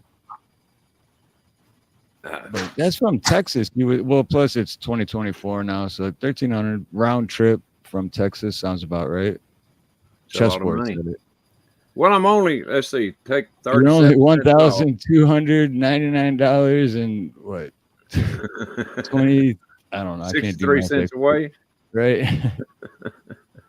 Well, whatever it is, if I ain't dead before we get that money saved up, well, I'll go to Hawaii. If not, well, I guess Steve can pass it on to the next person that wants to come. things. We're gonna get you here, or if me and Nina can do our mainland van life vacation, which I want to do so bad, but everything costs money that we don't have. But if we do that, we're definitely gonna come to you Right, and that'll hang work out too. with you for sure. That'll work too. Now you can go somewhere and buy me a beer that I'll just hand back to you because I don't drink anymore. But you know, it's Hey. it's the thought that counts. That works. That works. Just be sure and get a Heineken. Oh yeah. I won't have a green screen there though, so you actually be able to see it. There you go. Well, Marcus, I hadn't seen you light a cigarette or anything yet, so I'm taking it you don't smoke. Nah, I drink water, man. That's what I drink all day, every day, man. A whole lot of water. That stuff will rust you, don't you know that?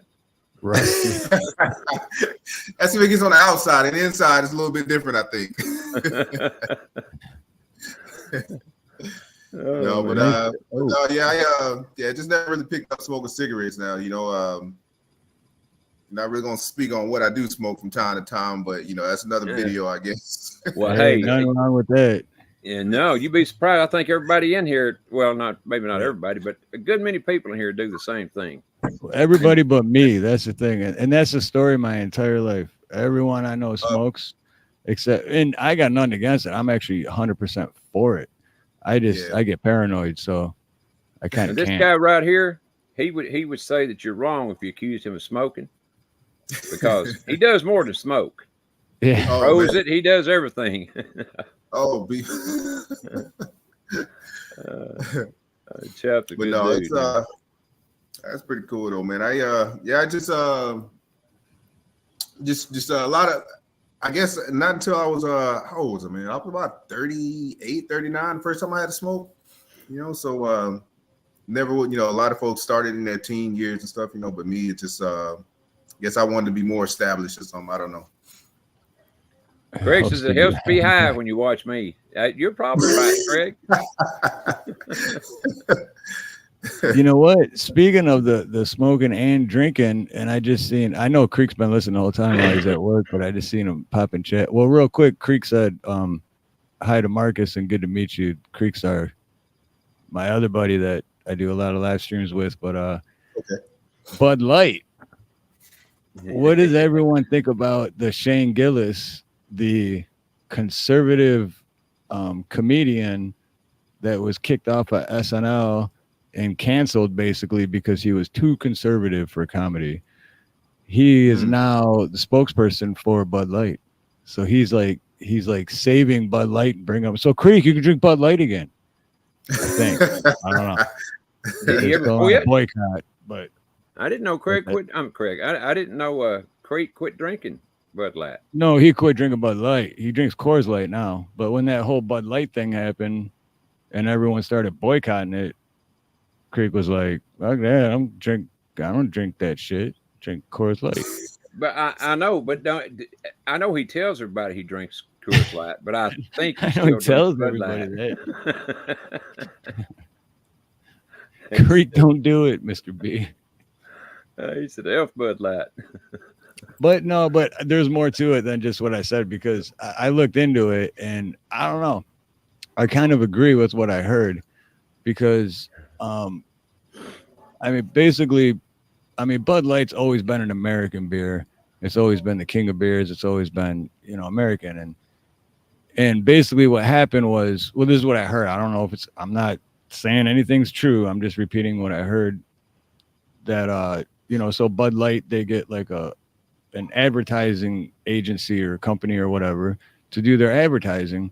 And that advertising agency made a freaking horrible choice, obviously.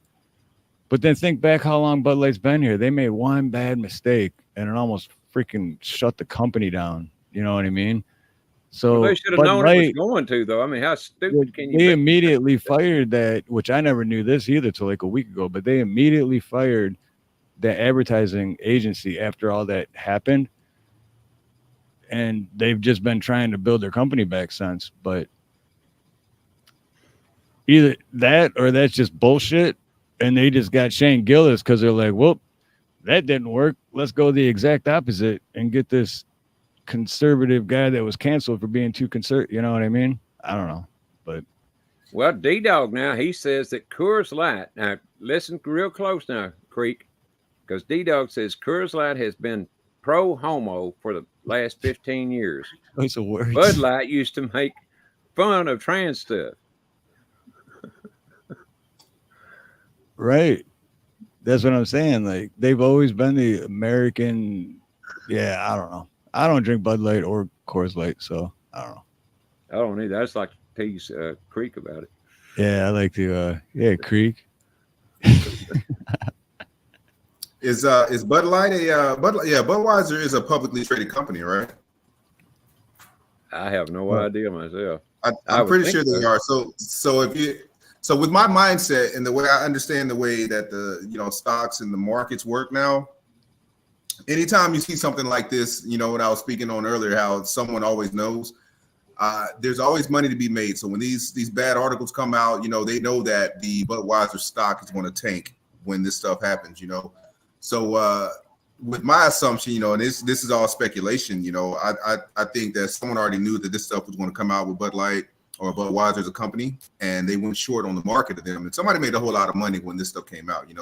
There's always a money trail, So this stuff gets leaked or they make the mistake or whatever. It's all pre-planned. They have boards and stuff to speak and talk about this stuff. So when that stuff came out, somebody made a whole lot of money. And that's what it usually boils down to. Especially with all these companies that are publicly traded. They go up, they go down, and then they use the news to justify the reaction in the stock market. So Bud Light will be back. It'll be an American staple. It'll be on commercials and stuff and halftime Super Bowl shows, and it's just one of those cycles. Just like the world is in. It's in the cycle. So. Well, if it's not on the Super Bowl halftime show, then something is really wrong, because the NFL and all that, they're just one big ball with each other. It's all about money. All about money. Yeah, I think I heard y'all mention that last week too. Y'all kind of got on that topic of how the Super Bowl, everything's all pre-planned. They know who's going to win. Yeah. It's all rigged. All rigged. Yep. And that's definitely my opinion. It's all set up and well in advance. They got a script, to go by. Yep. Kind of like wrestling. Yeah. Oh, there's people in the chat. Well, I don't know if they're here today or not, but boy, I don't want to offend nobody. Talking about that wrestling. We do it all the time, but yeah. All you got to do to piss anyone off is either bring up wrestling's fake or flat Earth. Flat Earth. Just lit the wick right there. Yeah. You sure do. That's all you got to do, man. Sometimes all you got to say is L-feed, and you'll get L-feed. Yeah, JS Urban's Urban Adventures. He said Bud is the stock. I think that might be the stock ticker for Budweiser's company, BUD. So, man, when you see the bad news come out, a lot of folks, they'll jump online and they'll talk crap about it. But the people with the money, they're going on there and they're going short the stock. And they're making money off of it. And then they'll probably go home and crack open the beer and drink what they're what they're talking about. So I got to kind of understand what's going on. As long as they're in control, they're going to make money. If they steal it or whatever they got to do, they're going to make it. They're going to have the money. Yep. Big piles of it. That's one thing. It's when our money supply is going to go bust. The dollar that we're spending now, at some point, is going to go down. And it would tickle me to see how much money that these guys have got stored up with this money that ain't going to be any good, for long. And just to see the expression on their face. You heard about BRICS, right? All these different countries are all coming together now with their own currency. Mm-hmm. Yeah, the U.S. currency is not what it used to be. We've always been, the number one superpower, but it's a daily basis. People are trying to knock us off our pedestal. And we got to be careful. Because they, I guess last year they reclassified what a recession is, in terms of the definition, just so that the American people just didn't panic. But we're technically in a recession now. But the markets are going up, of course. But they they changed the definition last year, and it was like, oh, recession is classified as this, and a lot of people are like, oh, okay, well, there's money to be made, but like I said, a lot of folks got to be real careful, because they can pull a rug pull on us real quick, and things get real crazy, so just watch out for all the stuff that's going on. There's a lot of new cryptos and stuff coming out, and you can make money on the upside. Just be smart and don't get caught sleeping. Oh, for sure. But the thing is, with this money, you better have already done something, because the money we got now is going away. I mean, I'm not a financial advisor, so I ain't gonna tell anybody what to do. But I'll say what I did, and that's about what silver and gold I could buy. Yeah, which wasn't a hell of a lot, but I did buy a little. Right. Hey, Ronnie, I put that one that who was it? The Double Dog put. Oh, okay. I got that down below. Okay. Yeah, I pulled it same way. I didn't know you pulled it up. Here we go. It's only 30 seconds. But I remember this commercial too. It's a good one.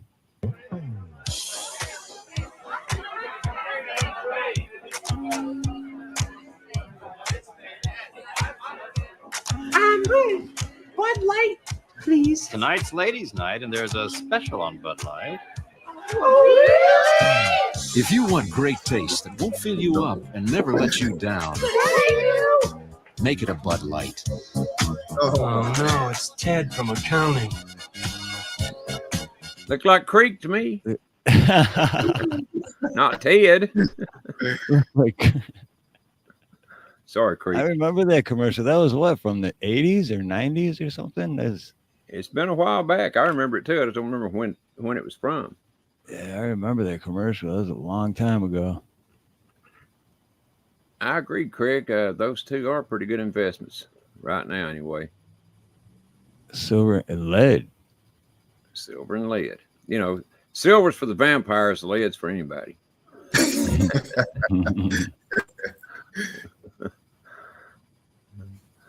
Oh, man. Creek. Man, just so many people coming in. I can't keep up with chat. We got what over 80 people here. I can't. And 2 different chats. That's what's screwing me up. Well, 78 is what I'm showing. 78. Okay. Yep. Okay. I don't know what I don't guess this will show the likes on your channels. I'm showing 65 likes. What do you got, Steve? Oh, and yours? Oh, shoot. I gotta refresh yours because it's still stuck at 3 from the beginning. Well, I know mine's showing 65. I was wondering what yours was showing. Oh, I don't know if they both show the same thing or not, is what I'm getting at. No, it's let's see. Yeah, yours is 65, mine's 33. Okay, so that's 98. That ain't bad for 2 old country boys. Well, I don't know if you're a country boy or not. I am. Nah, I'm more a city boy. But well, you should have moved to country and raised some goats or something for a little while. I like the country. I like taking time off and going up North Michigan and in the middle of the woods and just the peace and quiet. But after like a week of that, I'm like, all right, I need to be around busy shit.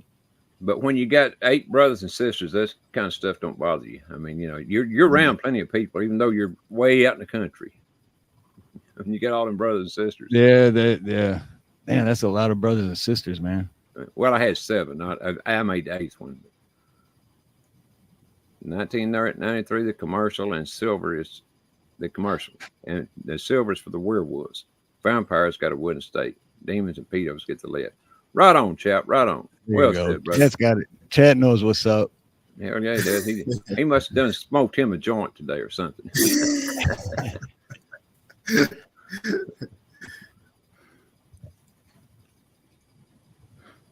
Have you ever heard of stuff called RSO, Marcus? Say RSO? Yeah. Not that familiar. What exactly is that? Well, what it is it's a marijuana plant, or the buds or whatever that you smoke. Okay. Oh.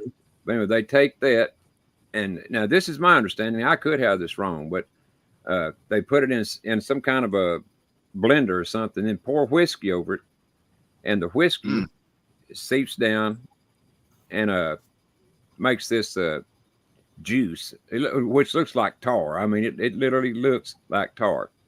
Right. And it tastes far worse.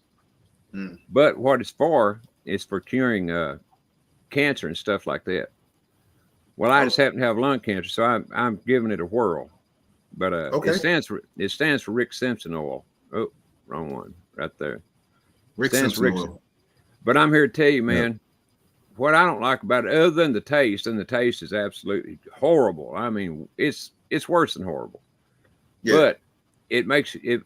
I mean, I sleep, man. I can go to sleep, go to bed at 11 o'clock at night, and don't wake up the next afternoon at 3 o'clock. I mean, it does make. And it's strictly medicinal. I like the way the Hawk explained it the best for me, anyway, because he explained it like, you know how like in the old movies when someone needed to call someone, they call the operator, and then they show the operator, and they got that big board, and they're like, "Oh, I'll plug you in." Like that board is your body, and when you take the RSO, it goes directly and just works on where you plug it in, basically, you know. Yeah, on that That makes sense. No, it does. I wish I could have said it that good.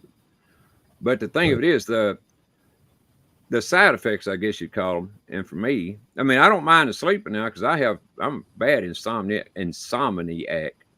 But what gets me is when I go to sleep, I sleep forever.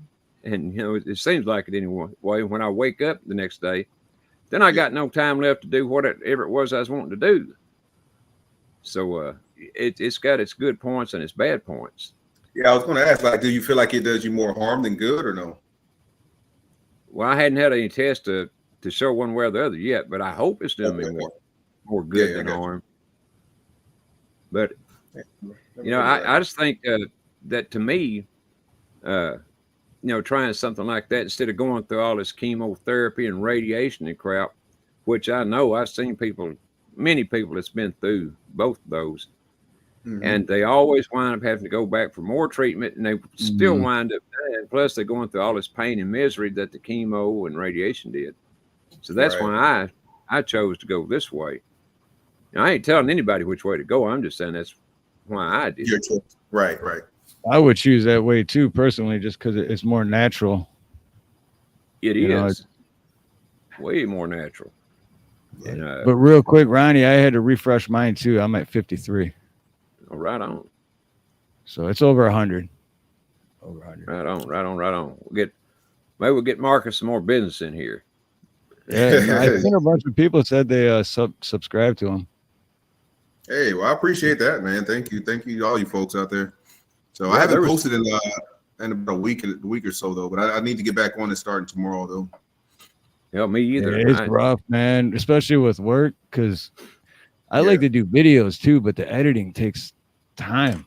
You know, it's like that's the biggest thing. You got to sit still and you got to do the editing, and that's like a couple of hours, you know, at a minimum, probably, you know, with a good 10-minute video. You know, you got to chop it up. You got to make sure it sounds correct. It's a lot of work, but I'm definitely on it though. Exactly. I mean, that new because I like to switch up my intro or outro or whatever, like every few weeks or every month or so. And the one I just put out recently, I should have put more time into it, but with work and all that shit, so I want to say 3.5 hours, and it's 2 minutes and 19 seconds. So, but yeah, so just a 2-minute video takes time with editing. Yeah. No, Miss Minor Sue, I haven't yet. I'm gonna have to get one done here pretty quick though. I have to call and make an appointment, I guess. They're supposed to call me if they have it. But anyway, I haven't had any tests yet. And Devil says, I have a friend that did chemo 3 times in 5 years. Then he did RSO and has been cancer-free for over 10 years. Well, wonderful. Wonderful. I'm hoping it does the exact same thing for me. Yeah, it's you know, the crazy thing is there, Ronnie, that, you know, a lot of these more natural remedies for like curing different ailments, man, they don't advertise this stuff, man. And there's a lot of cures out there for a lot of different ailments too, but they're not going to put that out there because, like they say, there's no money in the cure, you know. So that's I'm sure exactly right. Tools, you know, different cancers and stuff that they have cures for. But once you cure it, I mean, there goes the money. Yeah, the patient every patient that's cured is a customer lost. That's it. Exactly. That's exactly Damn right. sure is. And you got to understand, it's not just the pharmaceutical company. It's not just the hospital. It's all those doctors, you know, you were going to see that are losing. Yeah. Yep. Every one of them. I mean, they're all losing money when they actually cure you. So they're going to try not to do that. Right. There's no money in the cure. So yeah, man. That's why I encourage you to definitely, you know, keep exploring your options, because, you know, going to a doctor, you know, they're only going to teach what they're told, you know, and Exactly. big money is what puts it in their pocket, you know. So it's kind of like with the what was that, the epidemic, the opioid.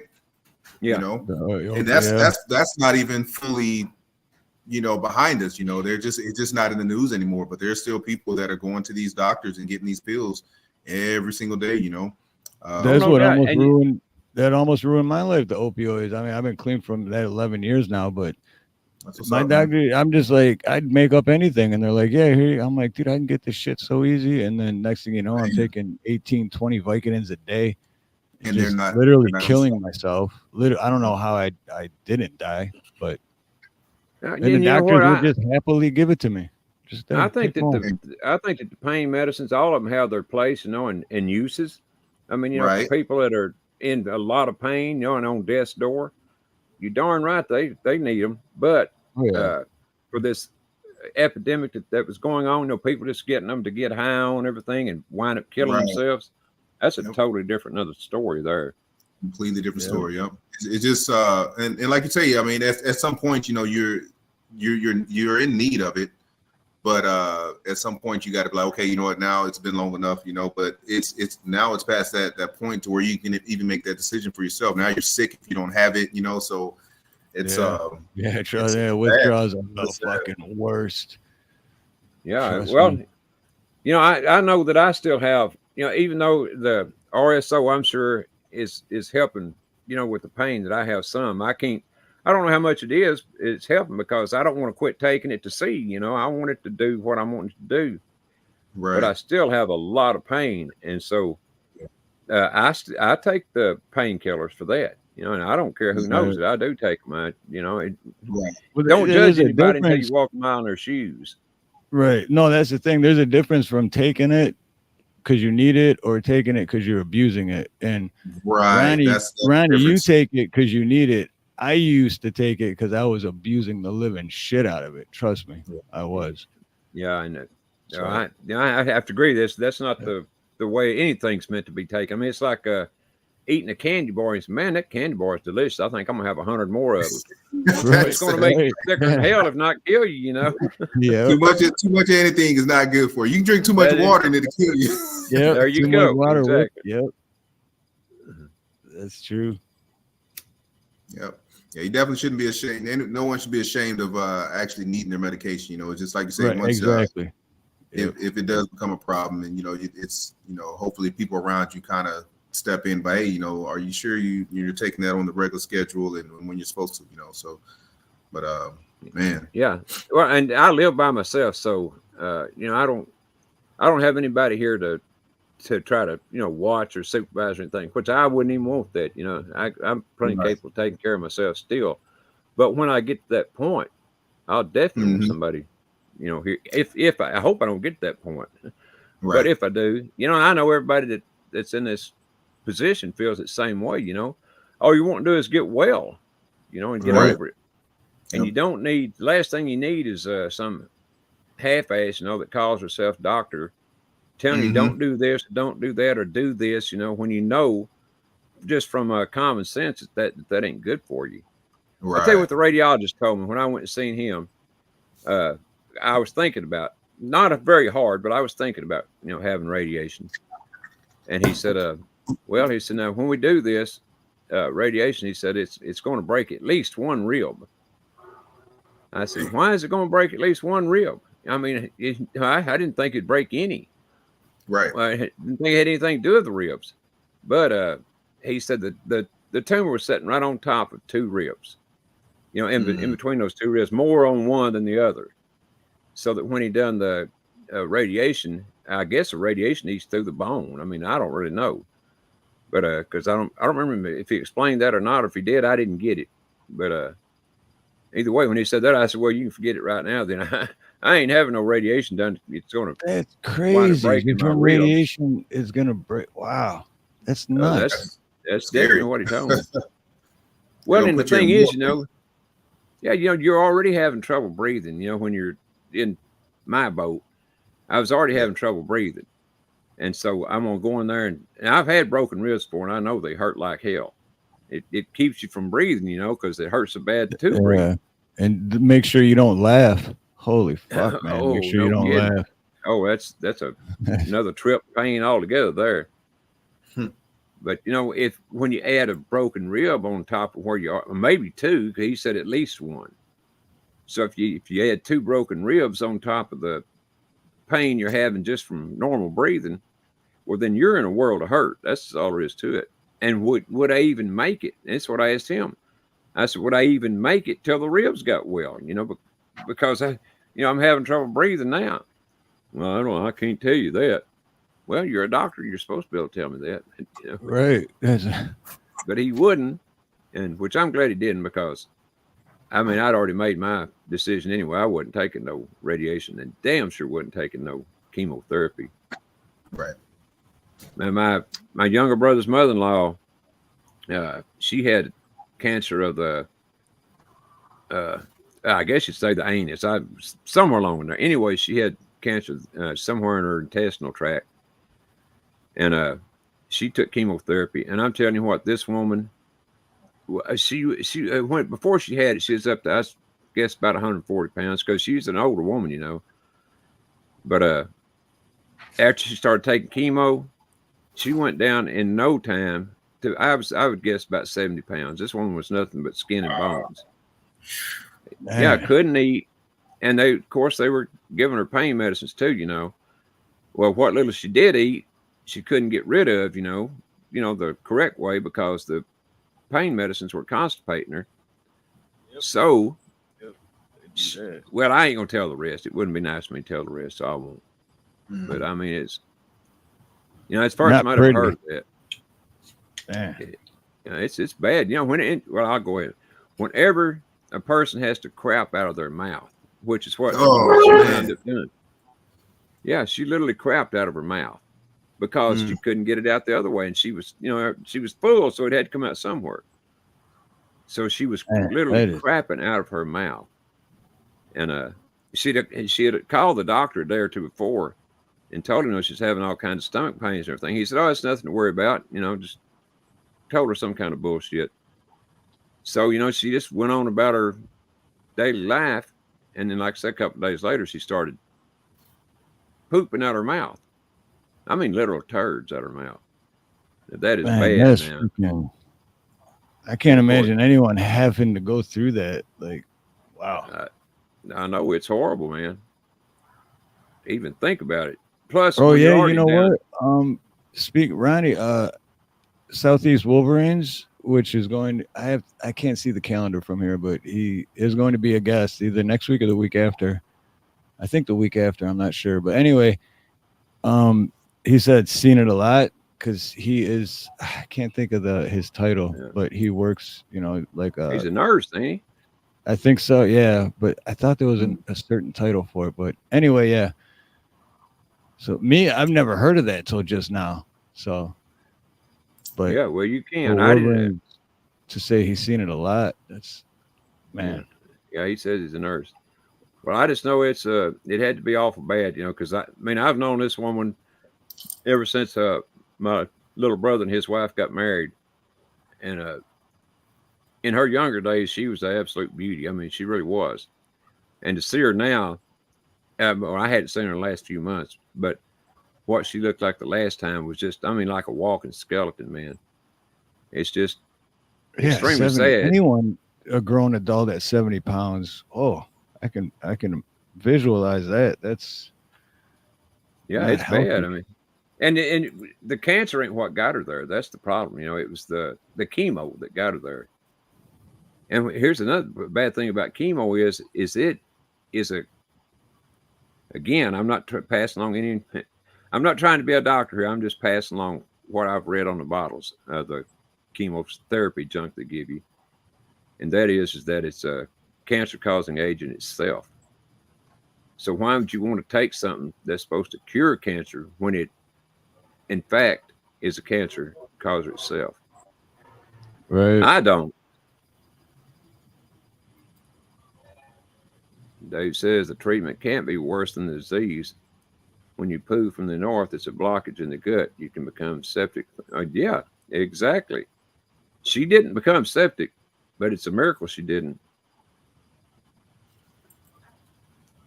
Well, on a lighter note, there was someone I grew up with. It's not Dave's not here, man, because I did grow up with Dave, but it's not him. I don't It's know other how you got dude. through it, Dave, but I feel for you. We'll find out first Sunday of March because Dave will be our guest. Oh, I got some You can questions. ask for all you, the Dave. questions you want. Find out anything you want. Got some questions But- for you, Dave. Be ready, But this brother. other person, he was really addicted, really addicted, really bad to the hokey pokey, but he eventually turned himself around. So sorry, bad dad joke. I was just trying to make someone laugh. Well, I was just fixing. I was Yeah, about to ask you, man, I ain't gonna lie. what is the hokey pokey? And you turn yourself around. That's what it's all about. Uh-huh. Well, Dave says he's got answers for days. Can't wait, Dave. Can't wait. Boy, we're going to let the world know about this guy up here. As upper soon as I right-hand corner. set that up, and like 10 seconds later, I was like, oh shit, what did I just do? Because I thought about it. Hey, Lord Spike made a good point too. He said, "Who owns the pharmaceuticals?" That's a good question. Yeah. He said, "Politicians." You don't need to get on that boat there. Well, I do know that some of the bigger. I don't think it's politicians because they get in too much trouble for it. But Well, it's they like, invest. oh yeah, And they invest. They know it's going to be improved because they're the ones signing off on this stuff. You know. Oh yeah, they definitely invest. They're voting on it. But it's people like the Rockefellers and Rothschilds and people like that basically own it. And well, it's chemo too, but you know what I'm saying? The pharmaceuticals. But some of that stuff, I tell you what, I think it's more dangerous than just, they talk about how deadly fentanyl is, and I don't doubt that fentanyl is deadly, stuff you get off the street in particular. Mm-hmm. But all that stuff is deadly if you take it, the wrong way. It's the most deadly if you take it the right way. Oh yeah. Shit, I was popping 18 to 20 Vicodins a day and have a fentanyl patch on my stomach. So when I say I don't know how I didn't die, I'm like not exaggerating at all. I really sure don't lucky know. to be here. Yep. Well, how come you didn't go higher on the Vicodins? How come you didn't take more? Is this all you could get, or what? I could get, and at that point, I wasn't getting them from the doctors anymore. I had to get it off the street, and shit. Yeah, it was a very expensive, and that wasn't even really to get high. It was just to feel normal, just because of the withdrawals. I mean, you're taking that much opioids.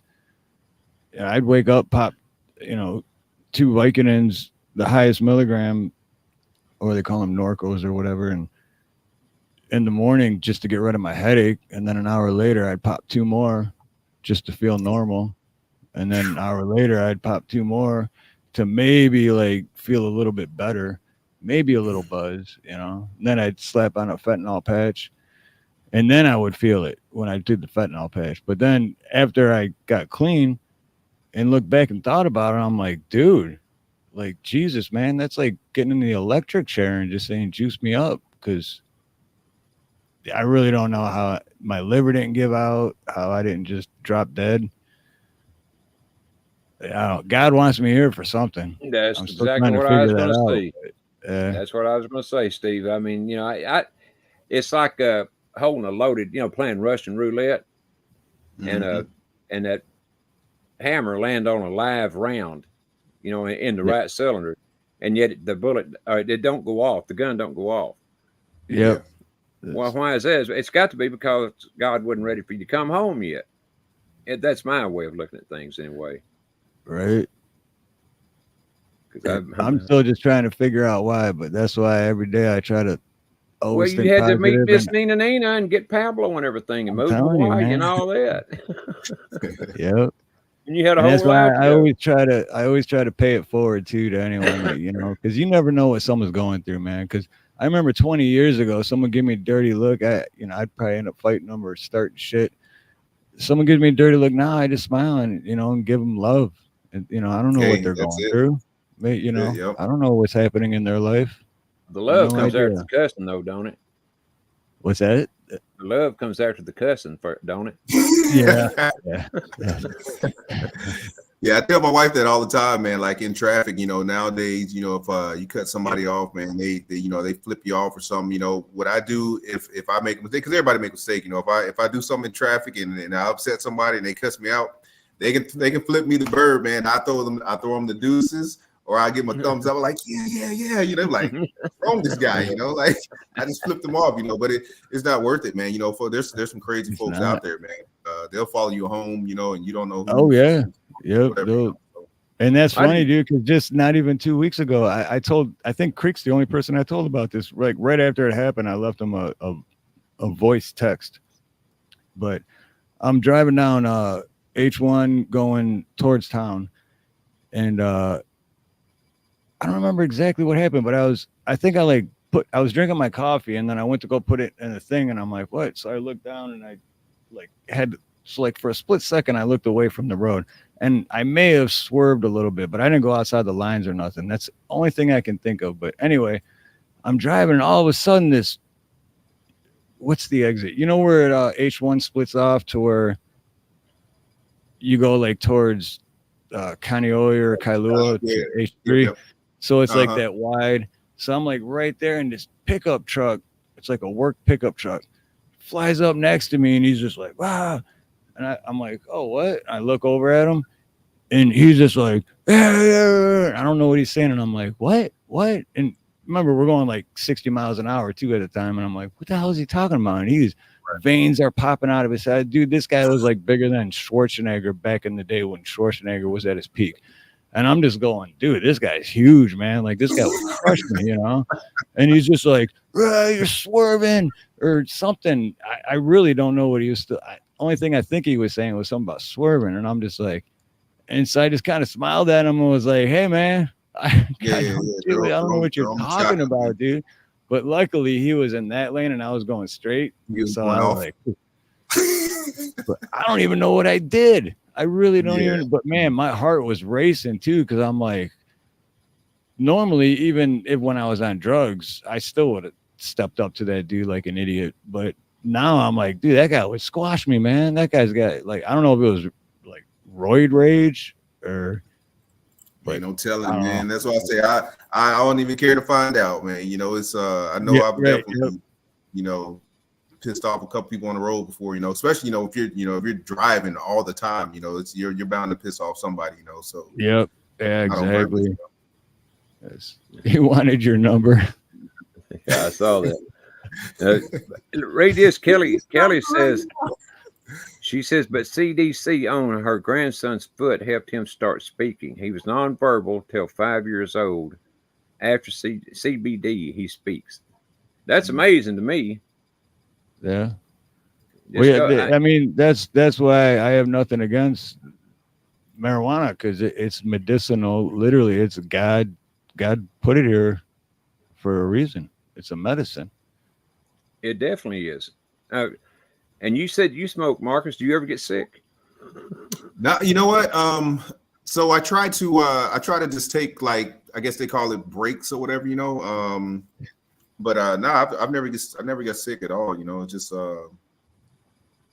It's usually only when I work, for the most part, So I get out and trying to create something, I go to the beach or whatever. And it's funny, right before I met Steve, I was sitting at the beach one day down towards I guess it's Aina, way far out there, past Waikiki. Oh, Aina. Yep. Aina. Yeah. So I bumped into three guys out there, man. They were like some young, they like just like college dudes, maybe like 25, you know, they are all buff and stuff, you know, and they were getting ready to set up their podcast on the beach or whatever, you know, and you know, I was sitting where they like to do their stream at, you know, so one of the guys came over to, hey, you know, this is where we usually set up our podcast. Do you mind if we, you know, kind of switch spots? And I was like, nah, you're good, man. You know, you guys go ahead, you know. So and I saw their stream, you know, maybe a couple weeks later, they posted the video, and you kind of see me sitting off in the background. I was like, man, you know what?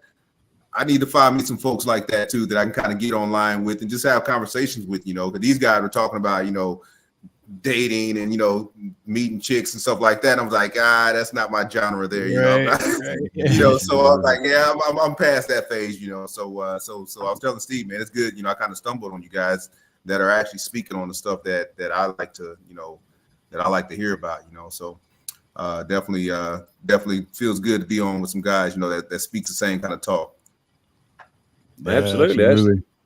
That's so, one of for me, that's one of the fun things about, you know, doing this is meeting different people, you know, and even though, you know, some of them are, in my opinion, are out there, you know, that's fine. You know, at least you're getting to meet people and you know, and get to know other people's opinions on things. Yeah. Whether you agree with them or not, you know. Right. And that's it. You know, everyone's got opinions, you know, and you have to respect that, you know. So no matter what it is, every subject, every topic that you have, there's going to be an indifference in opinion. And if you're a person that can't respect, you know, a opinion that doesn't match your own, then you know, you may have a problem, you know. So I can't say that. I respect everybody's opinion. You know, everybody has one, you know. So what they say, opinions are like assholes. Everybody's got one. That's it. That's it right there. That is it. And I mean, and that's the thing too. If everybody agreed on everything, that would just be a more twisted world, right? Like, man, yeah, twisted, boring. I mean, all that. Yeah, exactly. Yep. That's it. Yeah, so, well, you'd have to be robots more or less, you know. So, how much fun is a robot to be around day in day? I wouldn't think it'd be too much fun to be around a robot, but I've never been around one, so maybe it would be. We got Jody Terry. Yeah, Jody, I do have the name of my page is Irons Man YouTube. My last name is Irons. So IRONS Man MAN and then YT, and you'll see my channel. I think Steve's fixing to drop your link again. Okay. Yeah. Oh, there it is. Wolverine's got it right there. Oh, right on, Wolverines. Thank you, brother. It's more or less just a lot of stuff. I troll people, you know. I think I was telling Steve, man, I think I cracked the YouTube algorithm, Ronnie. So, you know, if you need some assistance on getting some stuff out there, man, I kind of understand YouTube now in the sense of how you reach people. A lot of my videos now get halted, you know, like with me understanding the way graphs and charts work. I can look at the graphs that they allow you to see on YouTube, and I can look at them. I was like, hold up, that's not natural movement in a chart, you know. And of course, YouTube, they can't allow you to just blow up right away. So you got to be consistent with it and just continue to post. And that's what I've been doing. You know, if you look at my channel, you can just see where it's gradually going up. You know, my views are kind of increasing or whatever. So I want to be able to convert that over, like Steve said, to longer videos. It's just a lot more work. Like you can post a short in a matter of a couple minutes, you know, and it'll be out there. But with a longer video, man, you got to do some editing. You know, they don't allow you to use the thumbnail. You know, the thumbnail, they're not as, you know, you want to be catchy with long videos. So that's what I'm working on, man. I'm trying to get better at the editing part. So yeah, it's a lot. And I was just telling Ronnie backstage before we went live, about how shorts, they're so weird, man, because I have shorts that I almost just delete because I'm like, I wouldn't watch that. And then I'll post it, and that's the one that gets like 5,000-6,000 views. And I'm like, what? But then the ones that I'm like, dude, this is it. It's got like 97 views. I'm like, it's all in the wording, man. It's so weird, you know. I don't get it. It's just, I mean, I kind of get it, but for the most, I don't know. I guess maybe I got bad taste. What I think is cool and what I like is like, nobody else likes that shit, dude. Yeah, I've got one video that's got 1,200 views, and that's on Rumble. And but it's been there for a month. And I mean, I've been on Rumble now about 5 or 6 months, whatever. Been on YouTube for I don't know how long, but on YouTube, every time I get up to 500 or a little bit above, they'll take my channel away. Then I get up again, they'll take my channel away. This happened 7 times at least. Yeah. So it's kind of hard to get a foothold, you know. But man, if I'm going to be on YouTube, then I got to be telling what I think is the right thing, you know, talking about what I think is the right Are thing. you speaking on your subscribers, Ronnie, or are you just talking about like as your views start to grow? No, subscribers. Your subscribers. Okay, so every time your subscribers grow, they kick you off and start you over. Yeah, that's when you know you're doing something right, man. That's all I can say. You know, you're doing something right. They keep shutting you down. You're doing something right. You're stirring up something. That's exactly what I feel about it. If Ronnie never lost his first channel, I mean, he'd probably have more subscribers than you, Marcus, because I think you're over 5,000, right? Yeah, I'm sitting at 5,000 something now. And most of all those came from one video. You know, I think about 4,000 of my subscribers came from my first video that hit 4 million views. Wow. So from that time, about 4 or 5 months ago, I've been trying to figure this thing out. And then finally I figured it out. I was like, oh, that's why that video went viral like that. And it was because, you know, everybody's a know-it-all. Everybody online is a know-it-all, you know. So in that video, I mistakenly called a moped a motorcycle. And, you know, I was recording a nice looking Mustang. I saw the Mustang, you know, I didn't even see what was going on in the background. I was like, man, chick on motorcycle digs guy's Mustang. You know, so all the people that love Mustangs are in the comments. They're like, that is a nice Mustang. I love that paint job. And they're talking about what their parents owned or whatever. And then all the know-it-alls are in the comment like, you're a freaking idiot. It's not a motorcycle. It's a moped. I'm just here laughing like, yo, like, should I change it? You know, should I change it and update it to say motorcycle? I was like, no, that's YouTube. Everybody's a know-it-all. Yeah, no shit, man. Yeah, man, it's so weird, man. So now with videos, you know, that I post or whatever, you know, so I don't troll in every single video, but some of them, you know, I'll call a Bronco. The new Broncos that are out, they look just like the Jeep. So I'm like, oh my goodness, the new Jeeps are so cool. And people like, how does this guy not know it's Jeep? You know, so it's the Bronco, so funny, you dumbass. What the hell, man? Exactly. They're all in the comments calling me a dumbass and like, this guy doesn't know his cars, man. But it's all trolling, man. So and then views get up, and because what it does, it gets people commenting on the video, you know, and then they start sharing it, you know, and it just takes off, you know. So a lot of people, man, they just gravitate towards something they can fix. I guess everybody wants to be a fixer. Well, Marcus, I got to ask you this question, man. The next day or whenever you found out that you got 5 million views, did your head get this big and everything? I mean, Ronnie, check this out, man. So for me, you know, so my wife, she's on, so, you know, she gets on the social media platforms and stuff a little more often than I do, you know. But when I first posted this video, I mean, it hit 1,200 views, and I was like, oh shoot, my video is going viral. And she looked at me, she was like, 1,200 views, you're not going viral, you know. So I'm like, hey, I'm excited about it, you know. So but it didn't actually really take off until a month later, you know. It was like a month later, it hit like 1 million views, and then once it hit like 1 million views, it just kept going, you know. And I'm like, okay, you know, maybe I can do this, you know. So I just kept posting, you know, and a lot of my earlier videos, they just never really got going, you know. So I just stuck with it, man, and it probably was within the last month, I was like, I think I was walking down the beach, you know, I had just finished, I had just smoked one out on the beach or whatever. And on the way back, I was like, oh my. And if you go through my videos, you'll probably find that video where I was like, I just cracked the YouTube algorithm. And then the video just shuts off, you know. So, but from that point on, I can make pretty much any video just take off. And of course, it has to be a quality video. You know, you can't just post some crap and expect for people to start tuning in. But well, there goes my hopes. But no, man, it's pretty cool, man, and it's fun to interact with folks, you know. So what that video do you think that got people to watch it so much? I mean, other than like it was a 10-second clip, you know, and it was I recorded it down in Waikiki. Like I said, it was just me recording a Mustang that I thought looked pretty cool, and I made the mistake of calling, you know, something, you know, wrong. And then of course there was a nice looking young lady in the video too, you know. There definitely was. So interracial couple, you know. So it's just different people, man, just jumping in there. And then once it starts, what you have to do, you have to break the algo, because the algorithm is designed to halt your videos after a certain amount of views, because it can't keep going up, because at some point when you do that, YouTube will have to pay everybody.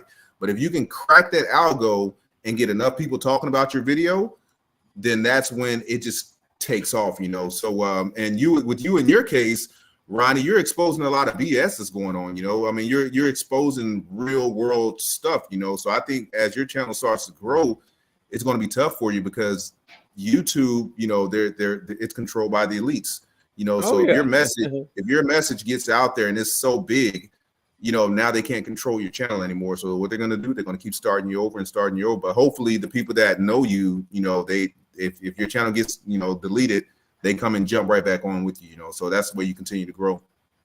Yeah, well, that's what I always have to do. And thanks to guys like Steve and Hawk and Big Chap and others, Yeah, you know, I can, when they do take me down, at least I can get on with these guys, you know, and they help me get my new channel going again, you know, getting it out to the people. But man, I'm telling you, it just gets, it gets old, you know. It just does. Yeah. Right. Yeah. If I didn't feel like I was doing a good service, believe me, I wouldn't still be doing it. But I do it, you know, because really I feel like it's what God wants me to do, and it comes from my heart. It's your purpose, right? Yeah, I wouldn't be on here otherwise. That's what my opening statement says, or whatever you call a thing. That's exactly what it says. I wouldn't be on here if it wasn't because I felt like it's coming from God. I mean, I'd never got on to begin with. Yeah. There's other guys, you know. Hawk's one of them. Hawk's a good friend, but he has a way bigger channel than me. But I went on with him too. Back when I lost my channel, and he helped me get this one going again. So I mean, thanks to everybody that's helped me all along the way, you know, get it to going again. I've met some good people on way more good people on YouTube than I've met bad. I have met some that I don't like at all. Right. But most I like a lot. You know, there's always assholes no matter where you go or what you're doing. Yep. And it's crazy too how many people, I always think about that, how many people I've met on YouTube that I trust more with my life than I would in the last 20 years of people I met just in person. You know what I mean? Yeah. It's like, and I was lucky enough to have met Marcus in person first time I met him. Right. So you're like, we just struck up a conversation and figured out that we're all, matter of fact, Alex, he's a little bit younger than us. You know, he's on Instagram, you know, so he's supposed to kind of school us on the whole Instagram stuff, you know, but man, it's a small world, man. You just got to get out there and meet people, man. You come across some really great folks. You got to get out your circle. Comfort zone. That's what it is. Got to get out your comfort zone. Yeah, you know what?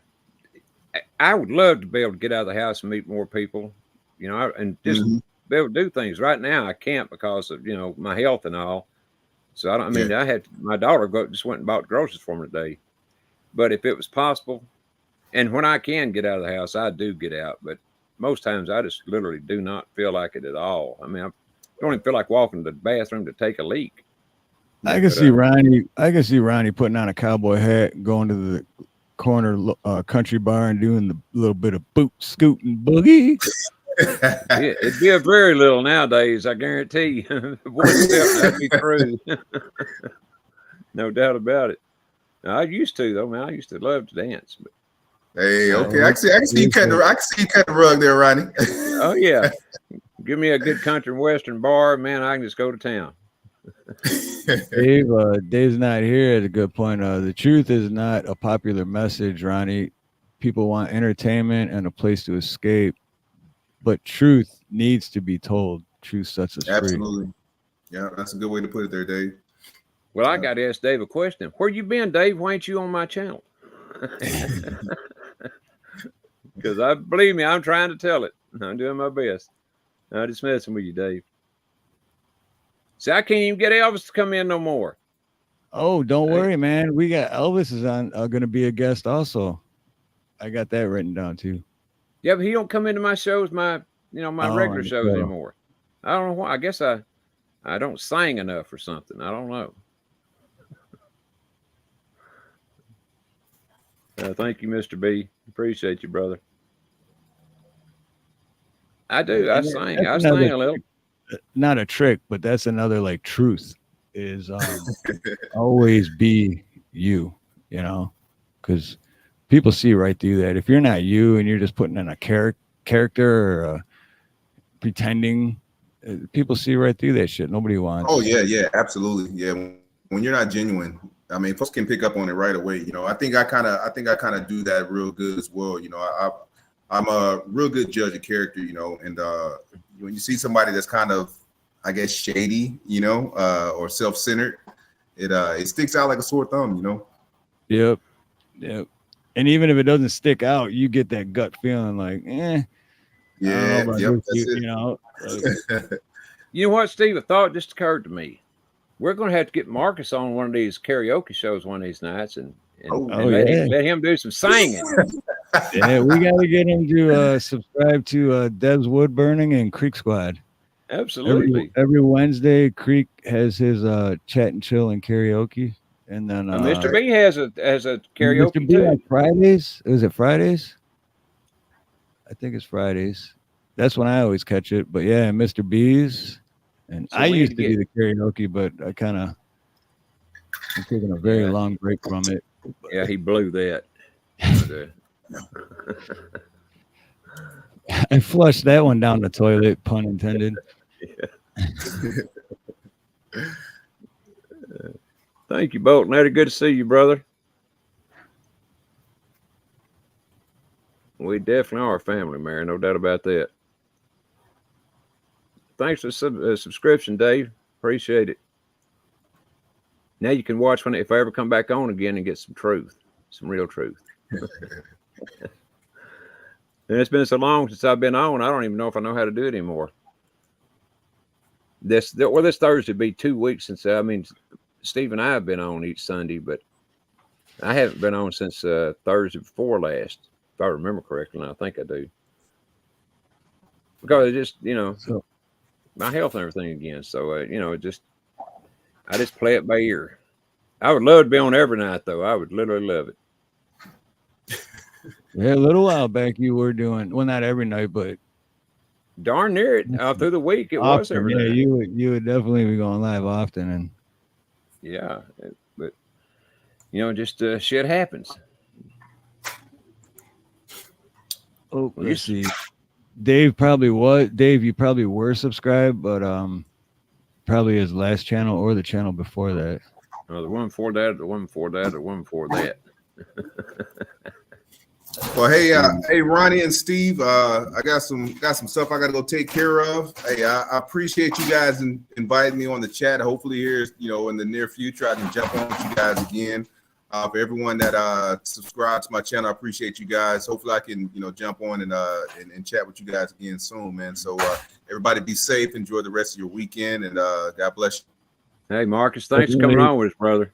Yeah, thank you for coming on with us. And you got my number, man. If you ever need anything, get stuck on the road or whatever, man, you definitely give me a call. Hey, if I don't get this fuel filter changed out, man, I may be calling you sooner than later. Hey, you can, man. You got my number, definitely, brother. Definitely. All right, cool. All right, Chad. Cool, Marcus. Later. All right, much love, man. All right, peace out. Well, Marcus had it timed just about right. We're past time. I was gonna say when he said that, I was like, we were just about to end it. That was perfect. Mm-hmm. It was, definitely was. I put Ronnie's link in my chat for Dave, so now you can subscribe again. He's wanting Marcus's link too. Oh yeah, I got to throw Marcus's in there. Let's see. Oh, sorry, Bo. Yeah, y'all have to remind me of those things because I can't see the wrenches on here. So. Oh yeah, unless you're in the mine. Yeah. Okay. And then this one is Marcus's link for his channel. So there's a bunch of people on here. Man, I don't know where's William at. Is William still here? We got to get the stamp. We got to get the stamp of approval. We sure do. Where's the announcer when you need him? And I hope, I don't know, I haven't heard it yet, but I hope my mic sounds okay because this is my new mic. It just came like 20 minutes before we went live. So Sounds I don't good know to how me. it sounds. I just hope it sounds all right. But It was I'm gonna play definitely around nice. with it afterwards. Actually, I got to go to work, and then after I go to work, I'm gonna play around with it. But Work. That's a 4-letter word, Steve. Don't you know that? Well, it's not really work. It's I got to go look at a job. But cool part is I get to go look at a job with my old business partner that I haven't seen in a long time. So catch up. Ketchup. What about mustard? Yeah, Steve does know all about getting stuck on the road. He's good at that kind of stuff. Yeah, remember that? You guys remember that when my tire blew out? Oh shit! Oh man. yeah. Horrible. Who's live was you supposed to have been on that day? Craig's, I think. Yeah, because Craig invited me like 3 weeks in a row, and every week I was like, "Yeah, Craig invited me," and then work happened, and then I couldn't make. And then that day I was like, "I'm making it. I'm gonna be home for sure, dude. Nothing's gonna stop me, man, because I didn't have no other jobs to go to, and I still had like 2 hours. I'm like, sweet. And then I'm doing like 70 miles an hour, and poof!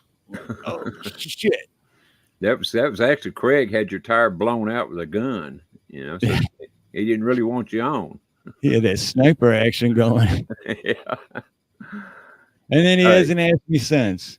I know it, man. You got to get on there when he offers her. You're just up a creek. Yes, Miss Minder Sue, I am taking that very thing once a day. I've been taking it now for about 2 months, I'd say, something like that. Oh yeah, we got it. That was a damn good show. We did where I didn't see it. I didn't see right it. above the last one you just read. Oh yeah, there it is. All right, we got the Nice. official proclamation. There's a stamp of approval. So with that stamp, I'm gonna let Ronnie close out. And Ronnie, you know I love you, brother. And I'll talk to you again soon. And next week, we do every other week. So next week, my channel, same show. Yep. And I can't see my calendar from here, but we have a guest next week. And always a good guest. So it's going to be a good next guest. Sunday will be the 11th. Yep. Today's the 4th, right? 11th. Yep, February 11th. And so you say that who'd you say was supposed to be here next week? I think it's Is it Wolverines? Jake. I think. I don't know. My handwriting's too small. I can't tell. I think it's Jake, Homeless in America. Okay. I know I haven't met Jake, hadn't had him on a show yet, but I mean I know him, but I haven't been on a panel with him yet. Right, so me neither. Me neither, yeah.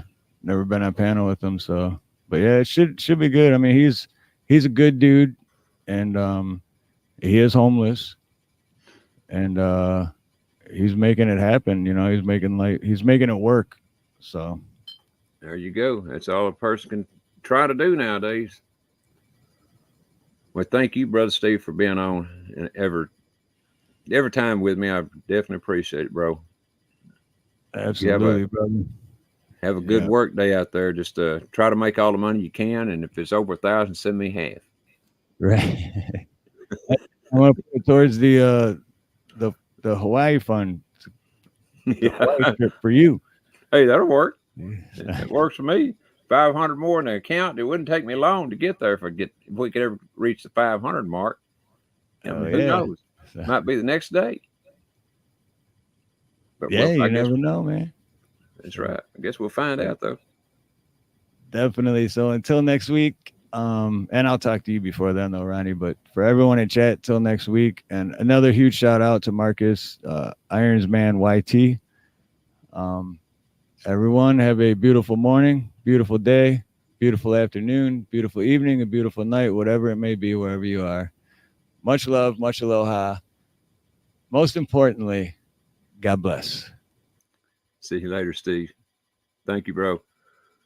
There goes the most famous man in the world, Steve Harlow. You know, he can't go anywhere in the world without being offered free room, free board, free food. I mean, everything. They even give him free money if he wants it, but he don't need money because he's a plumber. I'm just kidding. Steve's a great guy. I love Steve. What did Mr. B say here? Steve, give Ronnie my adoption papers and ticket, and I'll come with him. Oh, hey, that'll work. Well, he's got to send the money too. Oh, you did say ticket. Okay, all right. I was going to say I ain't buying your ticket. All right. Well, everybody, I guess we'll go ahead and close her down there. Thanks to all you guys for jumping in here and spending the last couple hours with us. Well, going on 3 hours now. Definitely appreciate y'all.